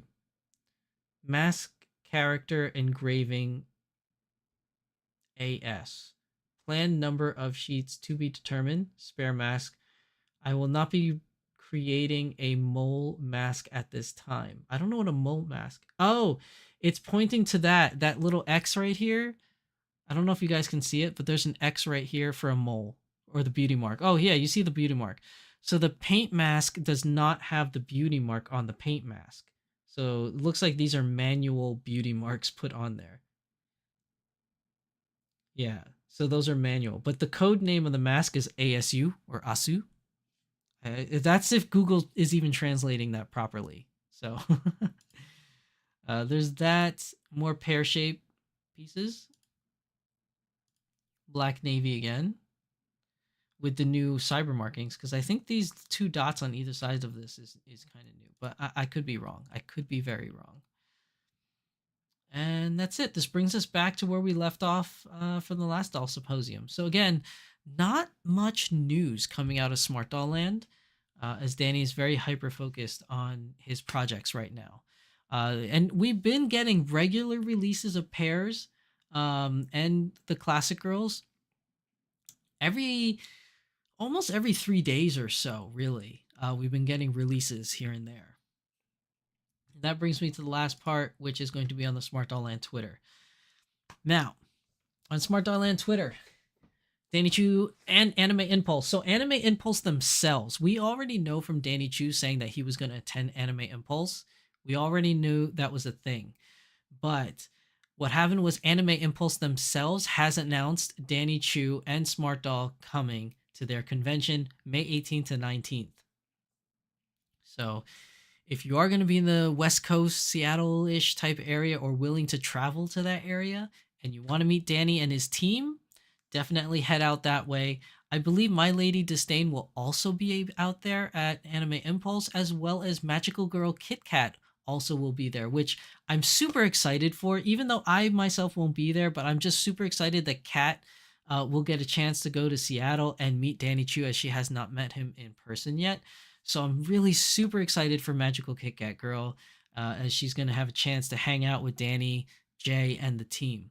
I believe this time around he's also bringing more members or more staff from Culture Japan with him, as he did last time at SneakerCon, but that's not confirmed as of yet. But I'm pretty sure he might bring some more people if he has the opportunity to. But definitely Danny himself, Jay will be there, and Ai-chan will be there as well.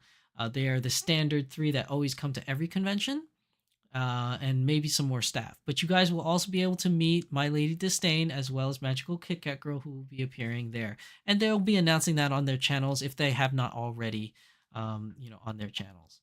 At least that's my understanding. If I'm wrong, I'm wrong, and I do apologize. But that is my understanding of what is going on at this event. Now there's more drops that's been going on. He's just like talking about different drops that are happening. Okay, this is interesting news right here. So Danny posted here that the standard body will now become a reality. So right now, every time that he's been selling pair bodies, it's been the bundle. And the bundle is a pair girl bundled with a medium bust. So now we have drops incoming that are going to be standalones, which is just the pair girl with just a default bust. No more of the bundles. Then there was some other news here. If we go up, where was it? Yeah, see, this is Anime Impulse just saying, hey, join us. Danny Chu's going to be here at our con. Basically, that's what it says. Where was the other thing I wanted to talk about? Oh, this one. So here's an unfortunate thing. Somebody bought this, okay? Somebody bought this from Culture Japan and wrote in the notes section, they wrote here, please write 40 USD for custom to DHL.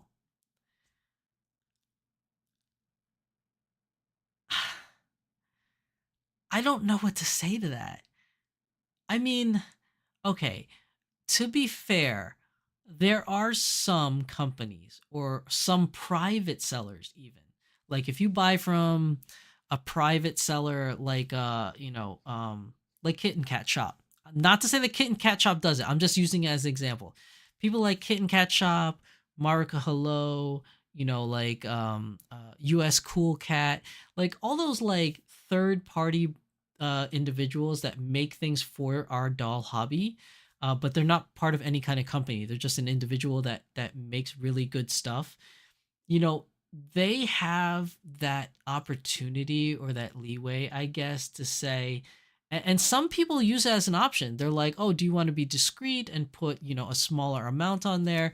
I mean, technically that's lying because customs prices is based upon on how much you pay. So obviously the more money that you pay, the higher the customs cost is going to be. Now this individual is asking if Smart Doll can make the total amount paid for on the product on the shipping label to be $40. So that this way, when it comes over to customs, they get charged less in custom fees. So I understand what this individual is trying to do because that has been an option in some places, but that definitely is not an option at Smart Doll Land. And it is not an option at most big chain stores. Like you can't buy from like a large chain store and ask them to put a fictitious amount of money to declare for customs. But some individuals do take that risk as individual sellers to do so. But Smart Doll is definitely not one of them. So this is a very interesting move by this individual. Again, I can understand where they're coming from and what they're asking, as it has been offered by other sellers before, but I think it's just a very bold ask because this is something that I would never ask of a actual company, especially a large company. Now, when I say large company, I'm just basically stating like it's an actual business versus like a small business, like where there's only one individual working and you're just purchasing from that one individual seller. This is a legitimate business that pays legitimate business taxes in their country. You can't write like a fictitious amount for lower, customs. Like that's just not a thing. Not for something in this scale or this nature of products. It definitely is not something that you could do. It is definitely highly illegal, regardless of who does it. It is illegal because you're fictitiously putting an amount on there. It's the same thing when people buy cars used and when they fill out the form for titles on how much they paid. A lot of people, so they don't pay a lot of registration fees, they're saying, hey, I'll give you $20,000 for this car, but can you put on the title only $5,000 so I don't get hit with like a lot of registration fees? It's the same thing as that. Like that is lying in the truest form. People do it a lot, but not legitimate business practices. They definitely do not do that. So I think that was a very bold ask of this individual to ask Smart Doll to do that. But you just know, people, don't ask companies to do that for you. Whether it's Smart Doll, whether it's Volks, whether it's Walmart or Target, you can't ask them to put a fictitious amount so that your custom bills are lower. That's illegal. Okay, so that was something I thought was very interesting that happened in Smart Doll Land. Okay, moving on. What else was here? There was also this thing here. So this was another problem. So something happened with Shopify. Shopify is the program that Culture Japan uses for their shopping needs, or their selling needs rather, for their website. And there was something wrong. I don't know what it is because I'm not a software engineer. I'm not good at this kind of stuff. I know nothing about like software, other than like the small bare bones basics just to get by. But there was some kind of error coming up where you would see a doll for $52,000 US instead of 52,000 yen. Obviously, nobody bought these, when they saw that, because they were like, what's going on with this price? No one's going to pay that much. Hell, you can buy a BMW for that price. Why am I paying a doll for that price? This doll better move and be a computer and do a whole bunch of other stuff. But no, it was just a typo with Spotify. It's some kind of error that came up. Another error that came up were dolls that were being sold for $2 US. Now you can imagine how many people tried to buy these dolls for $2. What would happen is if you would add that $2 doll to cart, and when you get to the actual checkout page, it would autocorrect itself to 52,000 yen. So no, you couldn't take advantage and try to buy the doll for $2, people. Ah, some people are just like, I don't know. I maybe it's just human nature, but you see something like that and people take advantage. They're just like $2. I'm gonna buy as many of these I can, and then the first thing in their mind is they're not those individuals that see that $2 there and try to buy it. Those specific people are the ones that are looking to resell because they're like $2. I'm gonna buy this for $2 and put it up on eBay or put it up on Macari or put it up on Facebook group for the full price of 52,000 yen.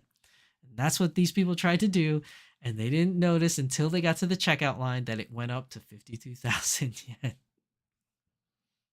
I'm not saying all of you have done that, but sure, I mean, the temptation is there. It's only human nature, right? You see something for $2, you're like, this can't be real. So you add it to cart just to see what happens at checkout. I know, people are curious. I would be curious too. But I know that there is a plethora of people out there that were looking at that and immediately thought profit. Immediately. I know those people exist. And that's just unfortunate that happened. But it is just a typographical error. It is a Shopify error with whatever happened when you put things on there. But Danny Chu and his team is working very diligently to fix this and make sure that this is now no longer a problem. Havlin Star says, I'm excited to meet Danny again and meet new Smart Doll friends. Oh, I'm assuming you're going to Anime Impulse. Please, Havlin Star, have a great time and have a good time and make as many friends as you possibly can within our doll family of people here. Danny, Kamife also says, Danny is very specific that he doesn't mark down prices for customs. How much clearer can he be? I mean, honestly, Kamife, I don't know. And let's try to give these people. I want to always try to give people the benefit of the doubt if I can. I want to try to give people the benefit of the doubt. I want to believe, and I know it's probably not true, but I want to believe that some of these individuals that are asking this just are uneducated. And I don't mean uneducated as in like they're stupid people. I don't mean that. They just don't know like the ins and outs of business. They don't, maybe they're just young. Maybe they're just teenagers who or young adults. Maybe they're 18. They've been pampered their whole life. Their parents buy them everything. Now they're finally on their own. They have to make their own decisions, and these are just things they just didn't realize was a thing because their parents bought them for them, right? Maybe they were babied in that sense. And I can understand that notion because now that I'm a parent, I do baby my kids a little bit. I have to stop doing it because it won't help them learn and grow. But it's really hard as a parent to not baby your child. But like, I want to try to give people the benefit of the doubt and just say maybe some of these people are just ignorant. They just don't know how it works. Or maybe they've never bought internationally before and they don't know how it works. Or maybe they've only purchased from small individual sellers that are willing to take that risk and put a lower declaration on their customs papers just so that they can make a sale. I don't know. So, I would hate to think that every single person that we come across is evil. So I want to be on the side of, let's give them a little break and let's try to see the better in people, I guess. But it is no like mystery. You know what I mean? That there are people that intentionally do it for nefarious purposes. I mean, those people do exist as well. But it's just, I don't want to say that I'm surprised, but these things happen, and it's not just the doll hobby. Okay, let's make that clear. This is everywhere and everything. This happens in everything from hobbies to electronics to, all different kinds of stuff. People always try to haggle and try to look for that deal. It is not like an uncommon thing that we don't know happens.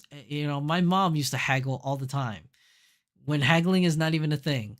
Like, what was it? Like one time she tried to get like cheaper stuff at the grocery store. She's like, come on, you could knock off $1 for that. It's like, you know, the only time you can really do that at grocery stores is if you have a coupon, right? You can't really haggle that. You go to a used, like a flea market, you can haggle. Like that's the place I kind of think haggling is a thing. Like you go to a flea market, you could haggle. You buy used stuff on eBay, you can haggle. Or Macari, you can put like that, I'll make an offer for this. But like at a store, at a legitimate business, the only legitimate business I know of where you can haggle is cars. For some reason, whatever the MSRP on a car is, people always can haggle. I don't know why. It's just a thing. But like you can't haggle really in Target, or at least I never did. Like if you buy something from Target, you can't just be like, "Hey man, how about you sell that for me for $2 cheaper?" like I just don't see it. So I don't like it's just a wild thing to me when like people are asking for things to be like cheaper than they are, especially at like a legitimate like business practice or something like that. Not to say like individual selling things are not legitimate. It's just, you know, like with bigger businesses, they are more beholden to certain kind of business laws. Let's just put it that way. Whereas an individual can get away with certain things when they sell things, as they're not like a huge entity, I guess you could say.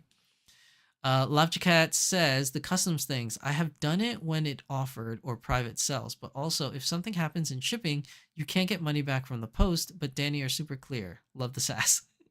No, that's true too. Like if you bought let's say you bought a doll from an individual seller, right? And you did it.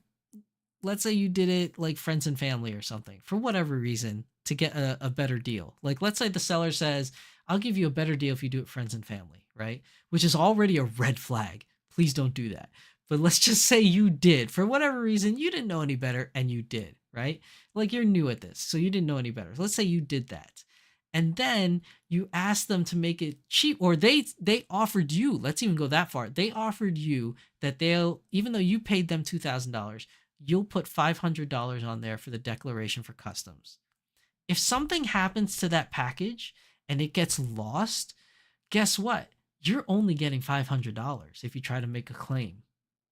You're not getting that full $2,000 that you paid. So it could backfire on you as a buyer. So please don't do it. Please just don't. Havlin Star says, yeah, it's hard to know. I assume it's new customers that might never have bought from companies. I know that some countries have very high custom fees. Maybe an international seller did them a favor. Yeah, that is also true. Depending on what country you live in, I have heard that Australia has high custom fees. I've heard that Europe has high custom fees. And for whatever reason, there's some kind of rule or some kind of law, I guess, in the United States where we don't pay customs. So whenever somebody says they paid customs on something in the United States, that's always a little iffy. It's like, I don't know why, because we don't normally pay customs unless there is some kind of rule where above a certain amount of money, you pay customs. I don't know. But I can tell you personally, I live in the United States. I live in New Jersey. I have never paid customs ever. I've never, ever, ever paid customs. Not once. But I know other countries do. But the weird thing is if someone says they paid customs and they live in the US, I'm a little skeptical about that because I don't think you pay customs. Correct me if I'm wrong, chat. Or if you're watching this in the VOD later, where in the US do you pay customs? Let me know. Because I honestly don't know. Now, moving on. All right, so... Oh, there... So here's this other thing that Danny's trying to do, right? This thing. So you guys know when you buy from Smart Doll, there is a questionnaire that pops up. It's usually like 2 or 3 questions. Now there's like this huge long thing of questions, which I find absolutely hysterical. Like, this is ridiculous. It's gotten to the point, and I'm not blaming Danny in any way whatsoever. I'm just saying that the craziness of people complaining, of people buying things from Smart Doll without doing their research, and that, by the way, is so weird to me. Like, before I got into the doll hobby, most of my hobbies when I bought stuff, it was around $100, $200, $300 at most, right? Like, for like perfect grade Gundams, they're usually around $200 to $300, right? Or big statues from Good Smile, they were like $200, right? Like those are the, usually like the big purchases I would do. Even then, I did my research on those things because it's a lot of money. Now you're getting into the doll hobby, which could be from $300 to $600 to $1,000 for these dolls, depending on what doll you're looking at. Why you would just outright purchase that said item without doing research on it really boggles me. You must be super rich, because only rich people, I would assume, I'm not rich, so I don't really know, but I'm assuming only rich people would just throw money at something without even knowing anything about the product, like what it stands for, what it's behind, what you're getting yourself into, what's cost, what's maintenance, what do you get in the product. Like, how do you not know these things? Like, please do your research when buying dolls, because there is a lot that you need to know for maintenance and care. A lot that you need to know with what you're getting with the doll, whether it comes with a wig, whether it comes with eyes, whether it comes with extra hand parts. There's so much that you need to know from each individual doll company. Azone does it differently, Volks does it differently, and Smart Doll Land does differently. So please do your research before you buy things. I feel like there is so much ridiculousness surrounding Smart Doll right now, not at the fault of Smart Doll, but at the fault of the consumers purchasing the product, of not doing the research, and everything is there. It's all over YouTube, it's all over social media, and it's on the website itself. So even if you don't watch my YouTube channel, you might watch some other YouTube channel that'll tell you the information. If you don't watch YouTube at all, Instagram, Facebook, Twitter, they all have information on these dolls. Even the website itself, when you pick the doll that you want, there's an entire blurb underneath the doll of what you can get and then what to expect, and there's links and everything telling you where it is. I assume people don't want to read it because it is a lot. It is. It's like several paragraphs and or pages of information on there, which usually you don't get at other websites, but you get at Smart Doll Land, because Danny feels like he needs to explain like every little thing, because people are complaining about every little thing. I remember when Smart Doll first started, the blurb under Mirai and Kizuna was not very much. Now you have paragraphs upon paragraphs of stuff.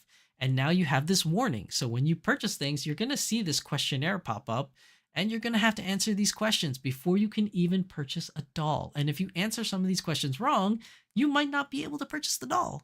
I mean, you'll just have to redo the quiz again. You'll have to like delete your things from your basket and restart over and do the quiz again, sure. But please read. Please read. Know what you're getting into, people. Because it's not only a hassle for you when something goes wrong, it's also a hassle for the Smart Doll team. So you're spending a lot of money. This is not a $20 purchase. This is not a $50 purchase. It's not even a $100 purchase. You're looking at a couple $100s for a purchase.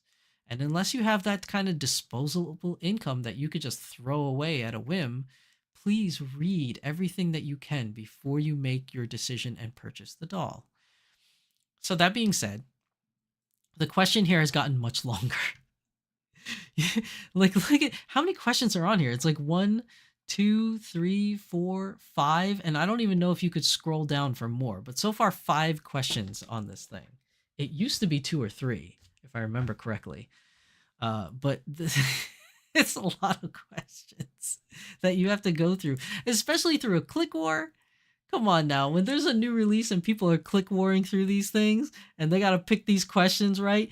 You know what's another thing to trip people up, Danny, if you want to do it, is if you mix these questions around. So if it randomizes at what position, because then people will memorize it. At a certain point when you buy things, people will memorize it. They'll be like, question 1 is number 2, question 3 is number 3, question 3 answer is number 1, question 4 answer is number 1, question 5 is answer number 2, or something like that. I'm just guessing. I didn't really read the questions. But what I'm saying is eventually people will memorize which is the right ones and just know which to click and go through it really quickly. So to get rid of, and I know people are going to hate me for saying this, but to get rid of scammers, to get rid of bots, have these questions randomized every time. So people will have to read it every single time, and put the answers randomized every time. So it's not always 1, 2, 3. Sometimes it's 3, 2, 1. Sometimes it's 2, 1, 3.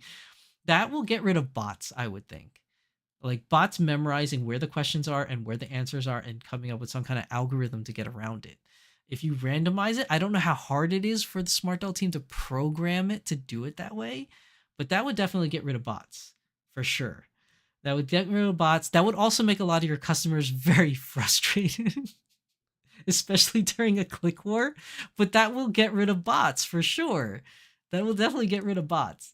It'll also make resellers or people that are doing this like to resell, it would give them a very hard time buying multiple things because every time if it's randomized, they have to like try and figure out which one is which.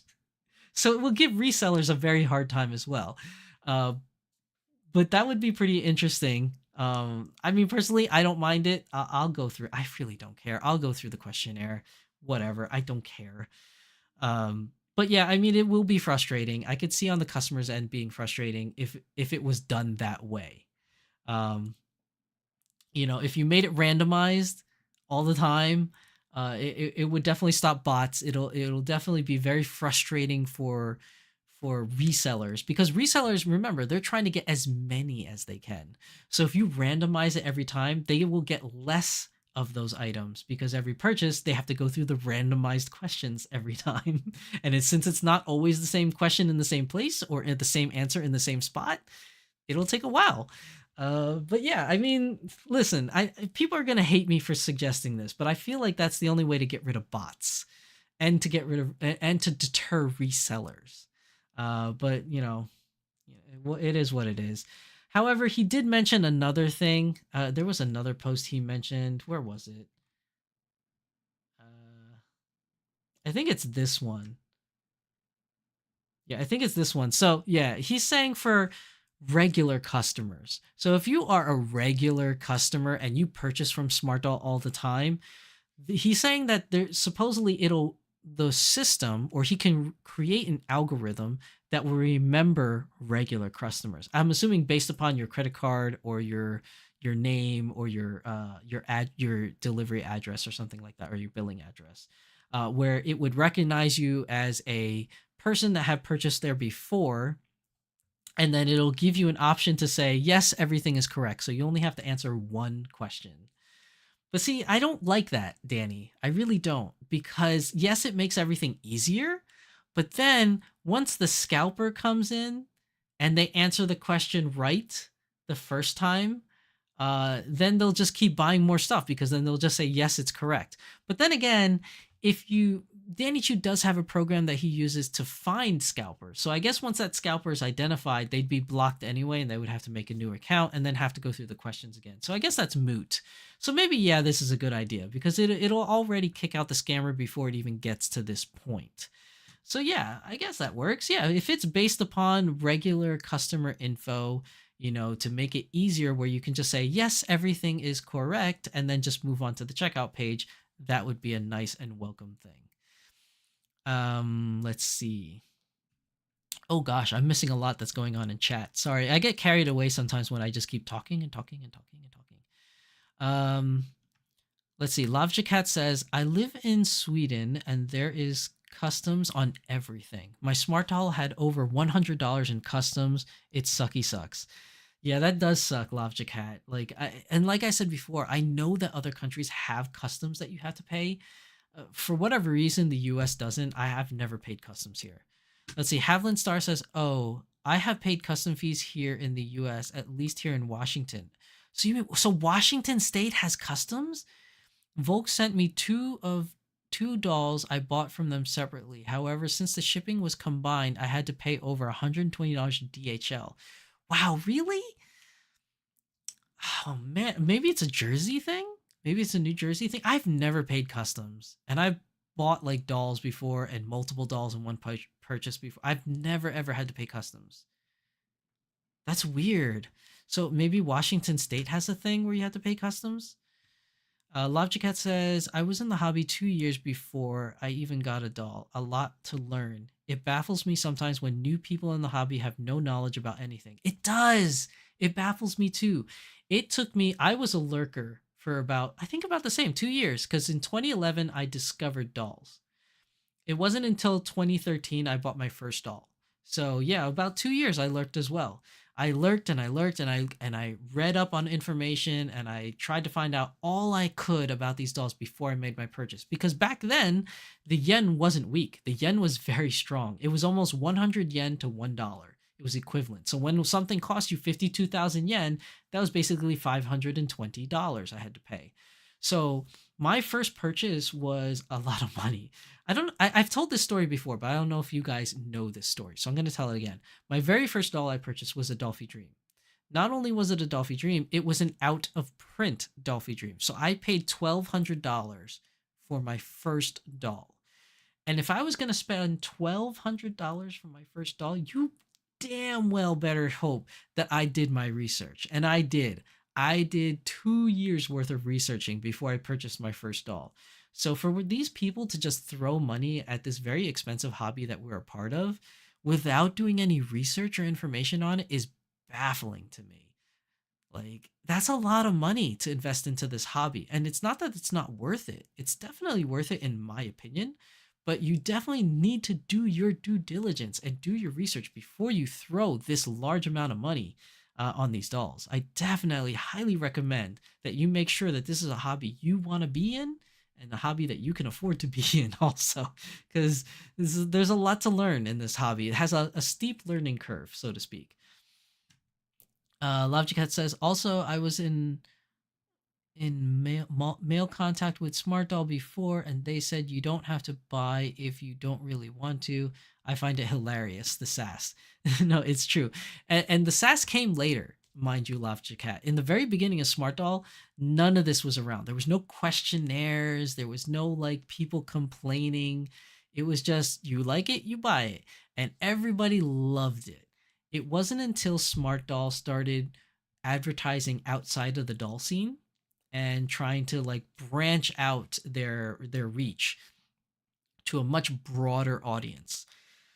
And once you started getting people into the hobby that never knew these dolls existed and never really had any exposure to these dolls, once you got those new people in, and a lot of those new people had various standings and money. So you had poor people, you had moderate income people, you had rich people coming in the hobby, all different kinds of people from different backgrounds that are not familiar with how the doll hobby works.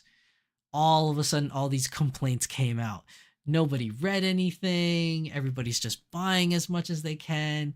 And there was all these problems coming out. And Danny, being the wonderful gentleman that he is, took it upon himself to, in the very beginning, to explain everything, to explain why this is this and why this is that. And I guess after years of explaining, Danny's like, I just give up. These people are never going to read this. So I'm just going to like outwardly make it hard to buy my dolls and actively tell people not to buy my dolls. Because I think he just got fed up with all the complaining. And you know what's funny? It hasn't stopped. There's always new complaints, just like the one we talked about earlier with the duties, with the import tax. Can you make it a $40? No, man. Like, that's illegal. So, and this happens with every hobby. This is not just the doll hobby. Once a hobby gets big, once a hobby starts bringing, like, the hardcore people that have been in this hobby for a long time, they know what's up. But once the hobby gets big and grows and starts pulling in people from various walks of life that have no idea what the doll hobby is like or what everything's like, they're just like, I like that. That's cute. I buy. Like, you get those people in it that don't do their research, and then these problems happen. So I think Danny's pretty much fed up with it. Now, this is just my assumption of it. He didn't say that to me, so please do not go saying that, like, oh, Danny's fed up with people. Like, no, he never said that. This is just coming out of my mouth from my assumptions. I have no proof to back any of that up, okay? So don't just go around and start saying Shizusan said. Like, no. I'm saying it just out of assumption. I don't know if any of that is true. But my assumption is that the sass is coming from, he's kind of like given up. That's how I feel about it. But that's really it. Oh, no, one last thing. So somebody said that they wanted like a bunny cardigan, and Danny said he's working on it. So be on the lookout for a bunny cardigan, because that's in the works. And this Whitney person that suggested it is going to get a free one.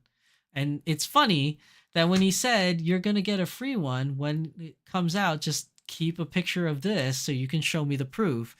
I think a lot of people just started screenshotting this to get a free bunny hat. Like, I know he didn't specify in the original tweet, because here's the original tweet.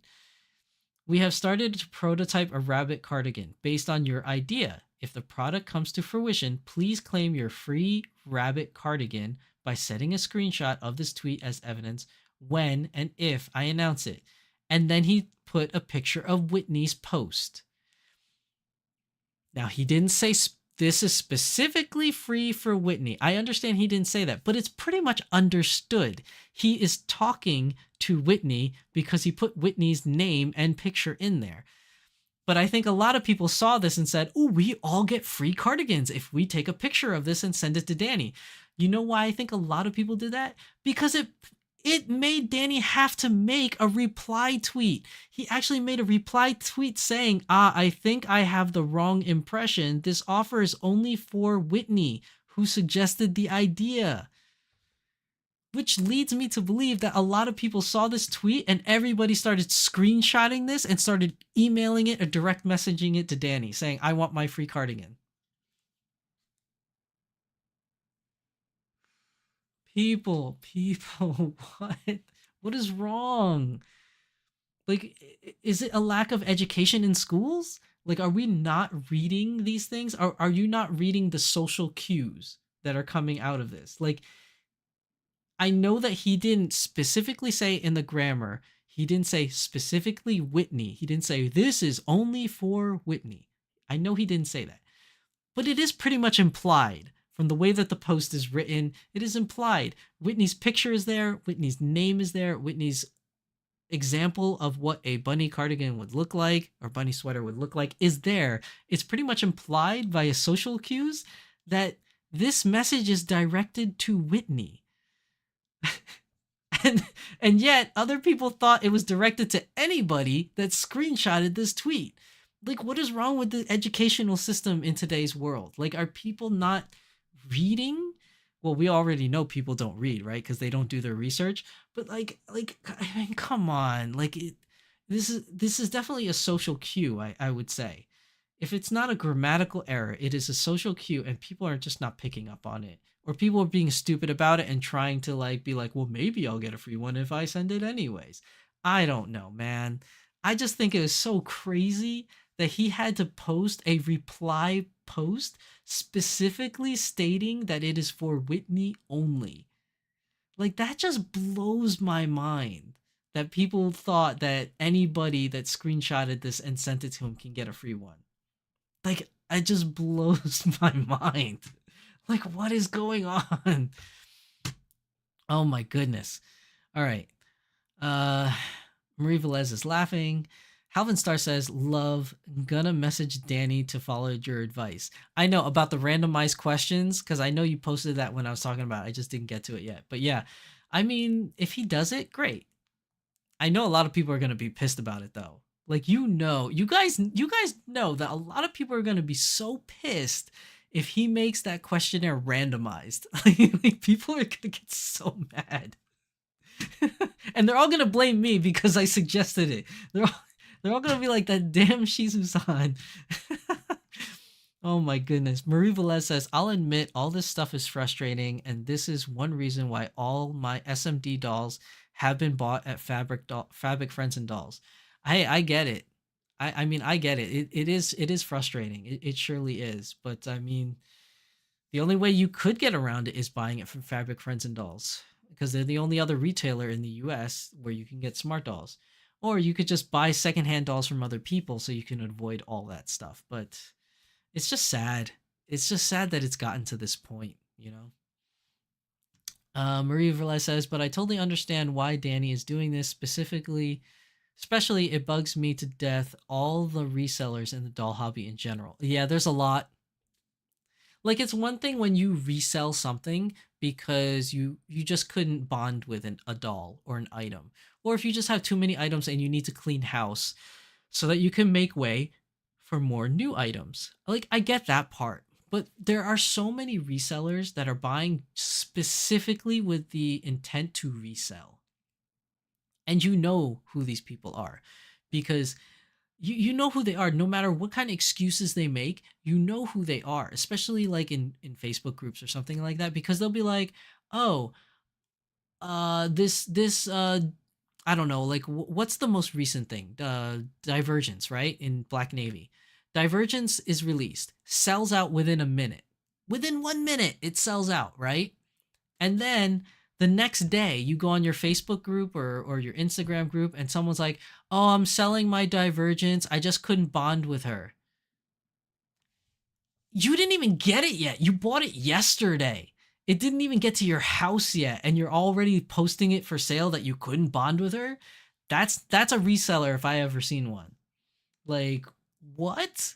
Like, and I'm not even making this up. I've seen those posts, and I know some of you have seen those posts where it's a brand spanking new doll that's only been around for like a day or two, and then people are like, I came across some hard times, I have to sell it, or I just couldn't bond with this doll.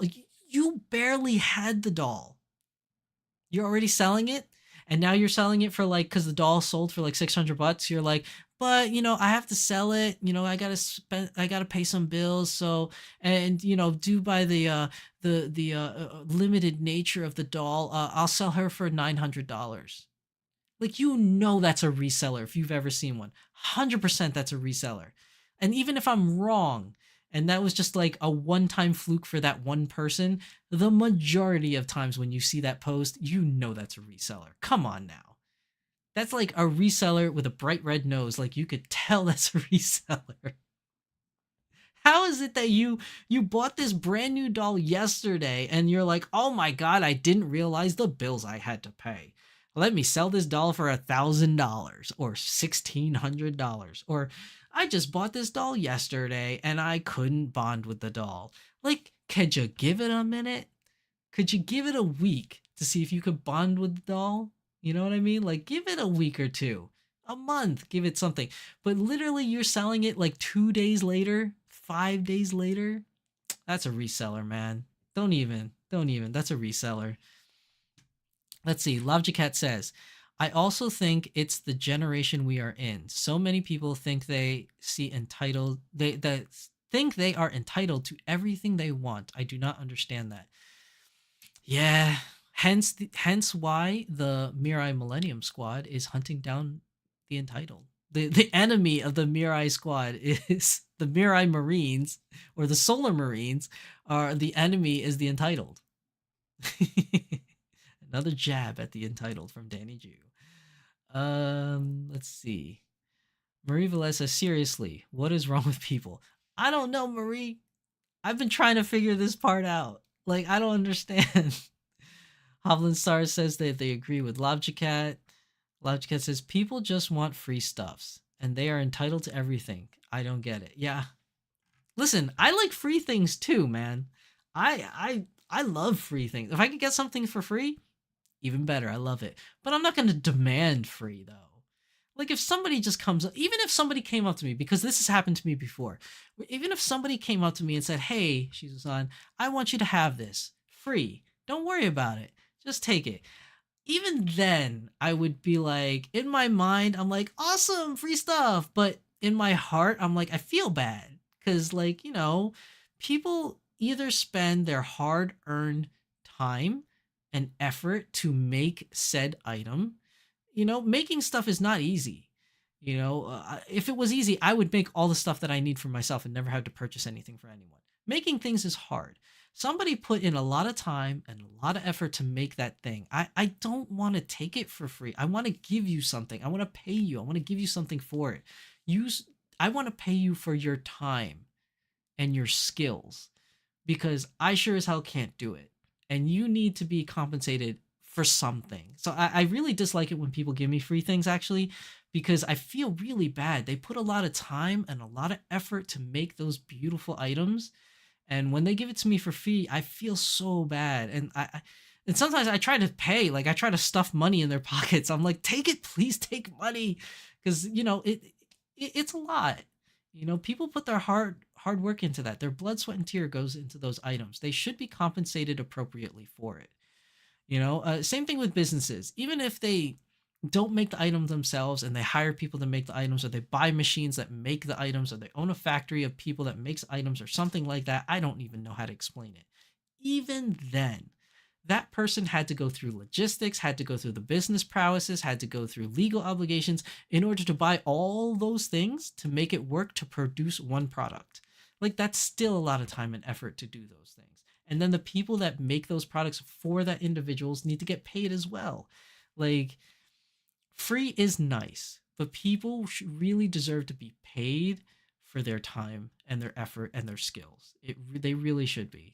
I love free just as much as the next person, but to demand free, or to demand a product be sold lower than what it should be, is just ridiculous. Now, of course, I'm not naive to the fact that there are businesses and people out there that will make a product for $1 and still turn around and sell it for $100 to make 99% profit. I'm not naive that there aren't people. There are plenty of people that do that. Okay, but what I'm saying is, people should be paid appropriately for their time and effort. And for those honest businesses out there, that they have to make a profit or else they can't survive. But for those businesses that make a legitimate, reasonable amount of markup profit for their item, you know, they should be paid that. For you to demand that it should be costing a lot lower than even cost is absolutely ridiculous, and just goes to show that you have never made anything in your entire life. Because try making something. Make something. Buy the materials, learn the skills, and make something, and then you price it out and tell people how much it's worth. And then watch people tell you that they would rather pay less for it. And you're going to be like, well, that's not worth my time and effort. I'm not going to sell it to you for that much. I'll just keep it myself, and then I'm not going to make any more. Because those people that demand those cheap bargain prices are individuals that have never created anything in their life, at least in my opinion. And I know this because I don't create anything, but I have tried. And the very few times that I have tried to make something and actually completed a project and tried to sell it, I always didn't know how to appropriately sell the item, because it cost a lot of money in materials. Not only that, it cost a lot of time and effort. So you had to somehow estimate how much your time was worth, right? The time it took you to learn that skill and the time it took you to make said project. How do you put a dollar sign to that? How do you put a number to what your effort and your learning of this skill, how long and the time frame it took to learn it? How do you put a dollar sign on that? Because you deserve to put a dollar sign on that, because that is effort, that is work, and you should be paid for that. But managing that area is a very fine line, on how much you charge for that part. So, for instance, I made a suitcase for carrying dolls. I made my own personal suitcase. And I bought a cheapo suitcase to do it. It was like a $40 suitcase. And then I had to buy all the materials, like the sewing materials, the fabric, the seat cushioning, the, what's it called? The straps to strap the dolls down in, the glue gun, because I didn't own a glue gun. I needed to buy one. The plywood, the screws, all to put it in there. And all those pieces that I put together to make that one doll carrying suitcase cost me over $100 in the end. And then put my time and effort into designing it and making it. If I were to sell it, I would have to sell it for probably $200 or $250. I would have to sell that for. That's how much I would estimate that I would sell it for. And nobody's going to buy it from me for $200 and $250, because that's a lot. That is a lot of money. I don't think anyone would buy that from me if I started making those things. But legitimately, all the materials that I bought for that one suitcase and the base price of the suitcase itself was already at $200. And it took me 3 days to make it, roughly 2 to 3 days to make it. So, and then the materials, everything from the materials and everything was $200. So I'm only charging $40 for my time and effort to make the thing. But I don't think anyone would buy it at that price point. I think 0 people would buy it. But that's what I'm trying to say. That's the point I'm trying to get across to you. When you make something, you have to factor in all those things. So when people try to undercut and they're like, I'm not paying $250 for that, I'll give you $100 for it. That's already at a loss. I'm spending more money on materials alone than I am selling you the product. That's 100%. That's a loss right there. Like, I'm not going to make any money at the end of the day. Why would I even bother making this item and selling it at that point? So that's something that I think is very interesting that people need to understand. And I think a lot of these sellers, or I mean, not sellers, a lot of these buyers that are demanding these ridiculous low prices have never made anything in their life. Because if they did, they would know how ridiculously hard it is to appropriately price something out to make it fair for you and for the consumer. Sorry, I'm gonna get off my soapbox. I'm sorry. It's just this is a very sensitive topic for me. It's just I hate it when people do this to Danny and his team.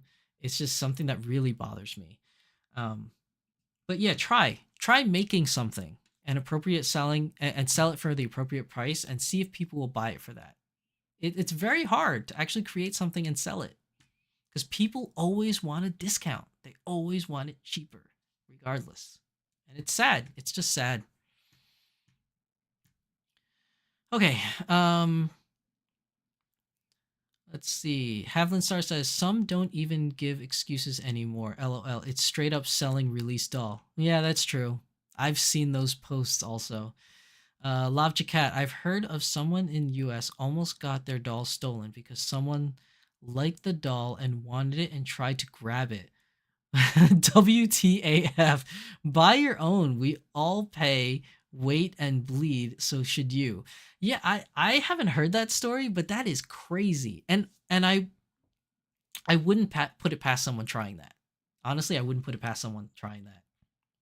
I could see someone that wanted a doll, that can't afford a doll, that actually has the gall to try and steal it from somebody. That's why whenever we have doll meetups in a public place, I always make sure that myself or somebody else is keeping an eye on where the dolls are situated so that nobody gets a doll stolen. And if you notice, every time you come to one of my meetups at an anime convention, we all stand around in a circle around the dolls. So that this way we can always have our eyes on the dolls, even if we're talking to each other. And we can make sure that none of these dolls are stolen because I feel like somebody will try to do it and actually succeed at one point in time. I feel like somebody will. And that's just unfortunate. But it's bound to happen one of these days to somebody, and I really feel sorry for that person. But there are just bad people out there. And they're going to do bad things, and it's just sometimes there's just no way to avoid it. But we try our best. We try our best to avoid it as much as we can.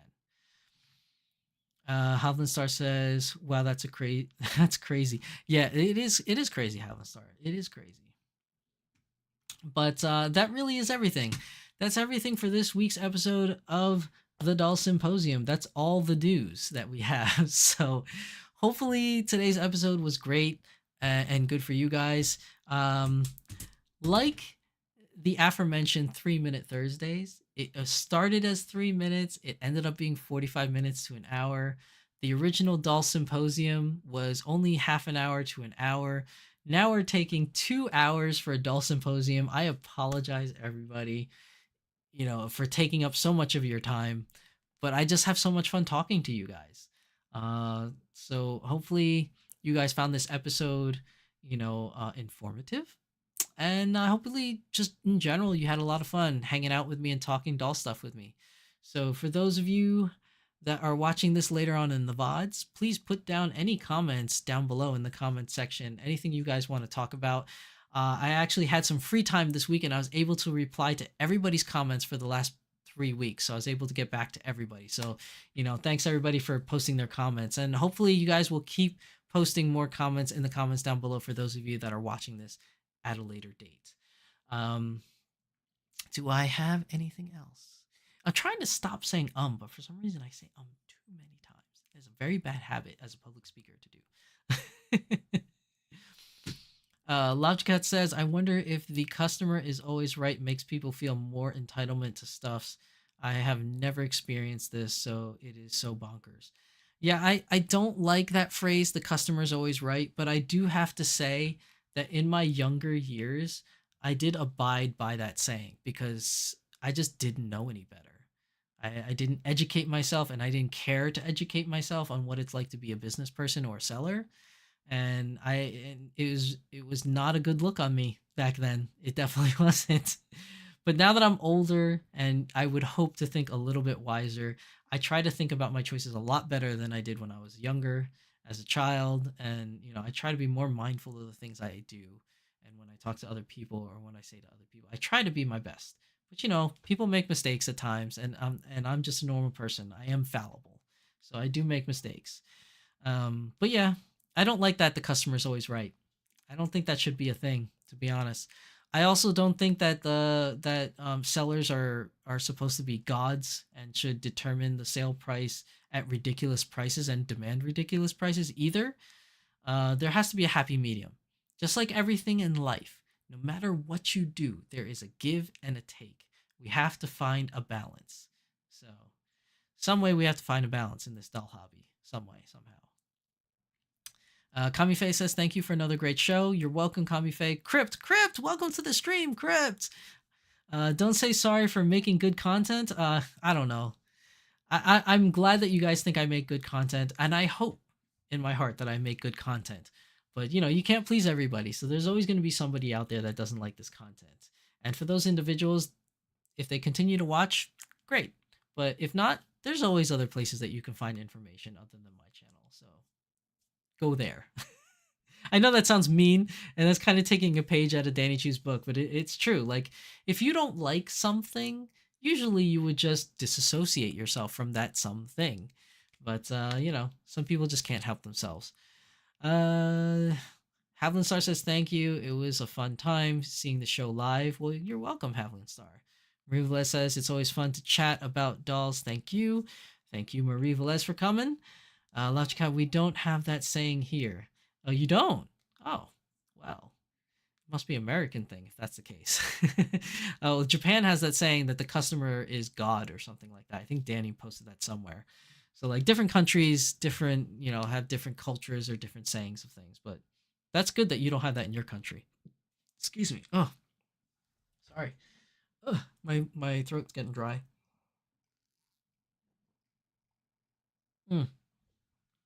All this talking. Okay, so before we end today's stream, there is something I should have pulled it up before. Sorry, hold on one second while I pull it up. Where is it? Where is that? Okay, here we go, people. I haven't been mentioning this for quite some time now because honestly, it kind of slipped my mind. But I went to a doll meetup last Saturday and I was talking to people about it, and I was just like, oh my gosh, I forgot to put this in my live streams. So I'm going to remember today. But just so you guys know, Thy Geekdom Con is coming up May 24th to May 26th. I will be there, as well as my lady Disdain will be there, and Tempest Strife will be there, and who else is going to be there? And Kitten Cat Shop will be there, and we are giving away free dolls, and at no cost to you, and at no personal, sacrifice from yourself either. So Thy Geekdom Con, we are going to have a booth at this con. It is in the greater Philadelphia area. It's just north of Philadelphia, about 30 minutes north of a drive from Philadelphia. And we have our own doll booth there. There's going to be a workstation that Tempest Strife is going to have projects that she's going to be doing there so that people can participate. There's going to be a photo booth as well where you can display your dolls and take pictures of dolls. And then we're going to have like a small little, I guess you could say it's like a display area / museum area of different types of dolls on display. We'll be there all 3 days, so you guys can go and enjoy the con and enjoy the doll hobby and meet other like-minded doll people. We did it last year. This is our second year doing it, and hopefully we can get a bigger crowd and more people to participate. Havlin Star, thank you for the tip, Havlin Star. A tip for another doll shoes. Thank you, Havlin Star, so much for the tip. I really appreciate it. That's so awesome of you. Thank you so much for donating to the channel. It really helps, and I really appreciate it. So Dai Geekdom Con coming up this May 24th to 26th. Again, we will be doing a giveaway. So all you have to do is show up to the con, ask at the booth to participate in the giveaway, and we will give you a ticket. There's 1 ticket per person. So if you have a family of 4, you can get 4 tickets, because for 1 for each person in your family. But each person only gets 1 ticket, okay? We got to make this fair for everybody that's going, okay? Just 1 ticket per person.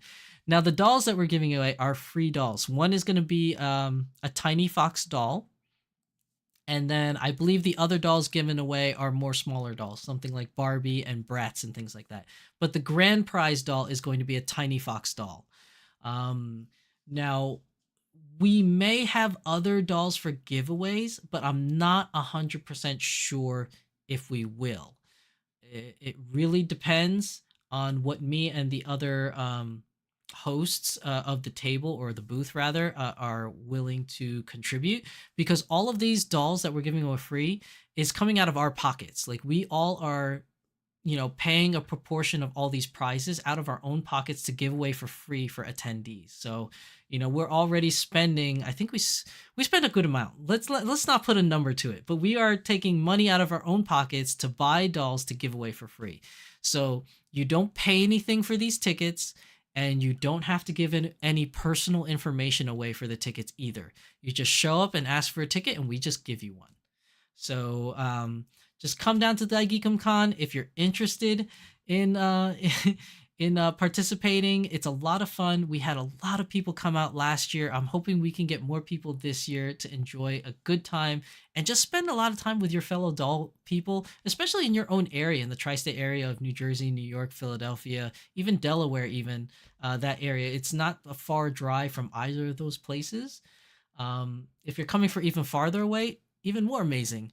But we are trying to build a community here and eventually come have our own doll convention here on the East Coast. But you got to start small somewhere, right? So we're starting with our own booth, and if we can get more people to come and more interest, we might actually have our own little convention at some point.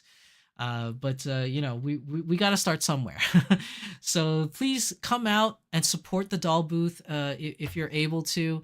You know, and if you're not able to, at least share this information with your friends that this convention is coming up. And maybe if your friends are in the area or are willing to travel out here, you know, that would be even better.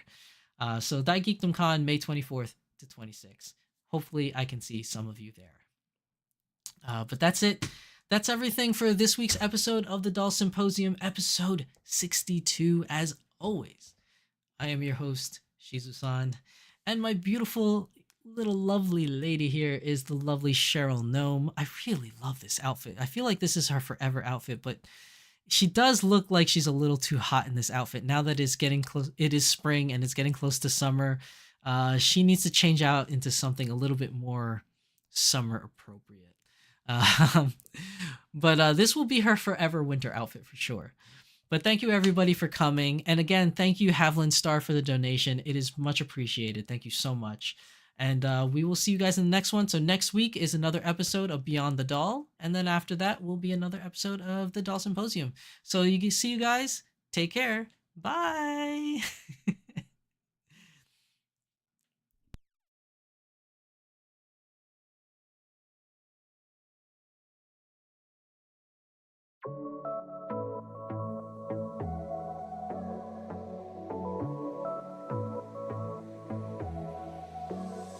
I got this boy on my mind that I can't live without. Oh, his eyes are killing me. And he keeps talking about everything that he likes, and I can't stop listening. I'm thinking about him all the time. I'm thinking about him all the time. I'm thinking about him all the time, all the time.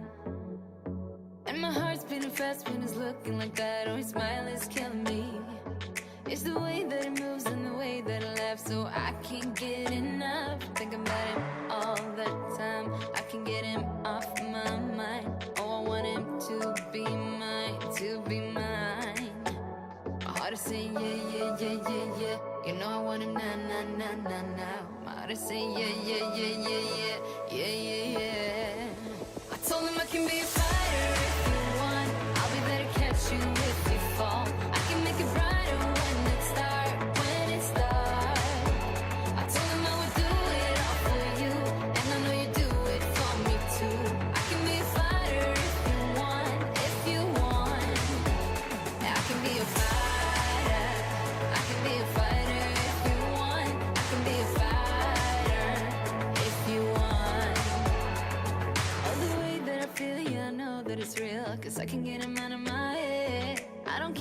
do, everything's feeling new.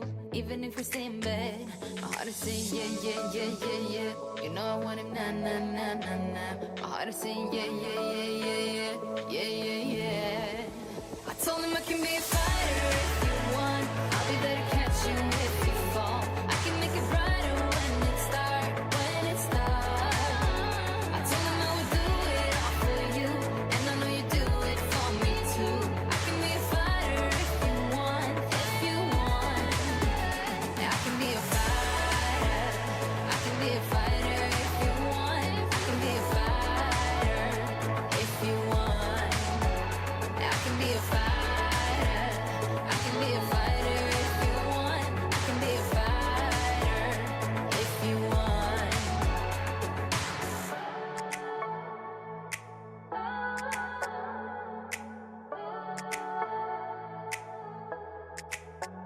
My heart is saying yeah, yeah, yeah, yeah, yeah. I wanna na na na na now. Yeah, yeah, yeah, yeah, yeah, yeah. I told him I can be a fighter.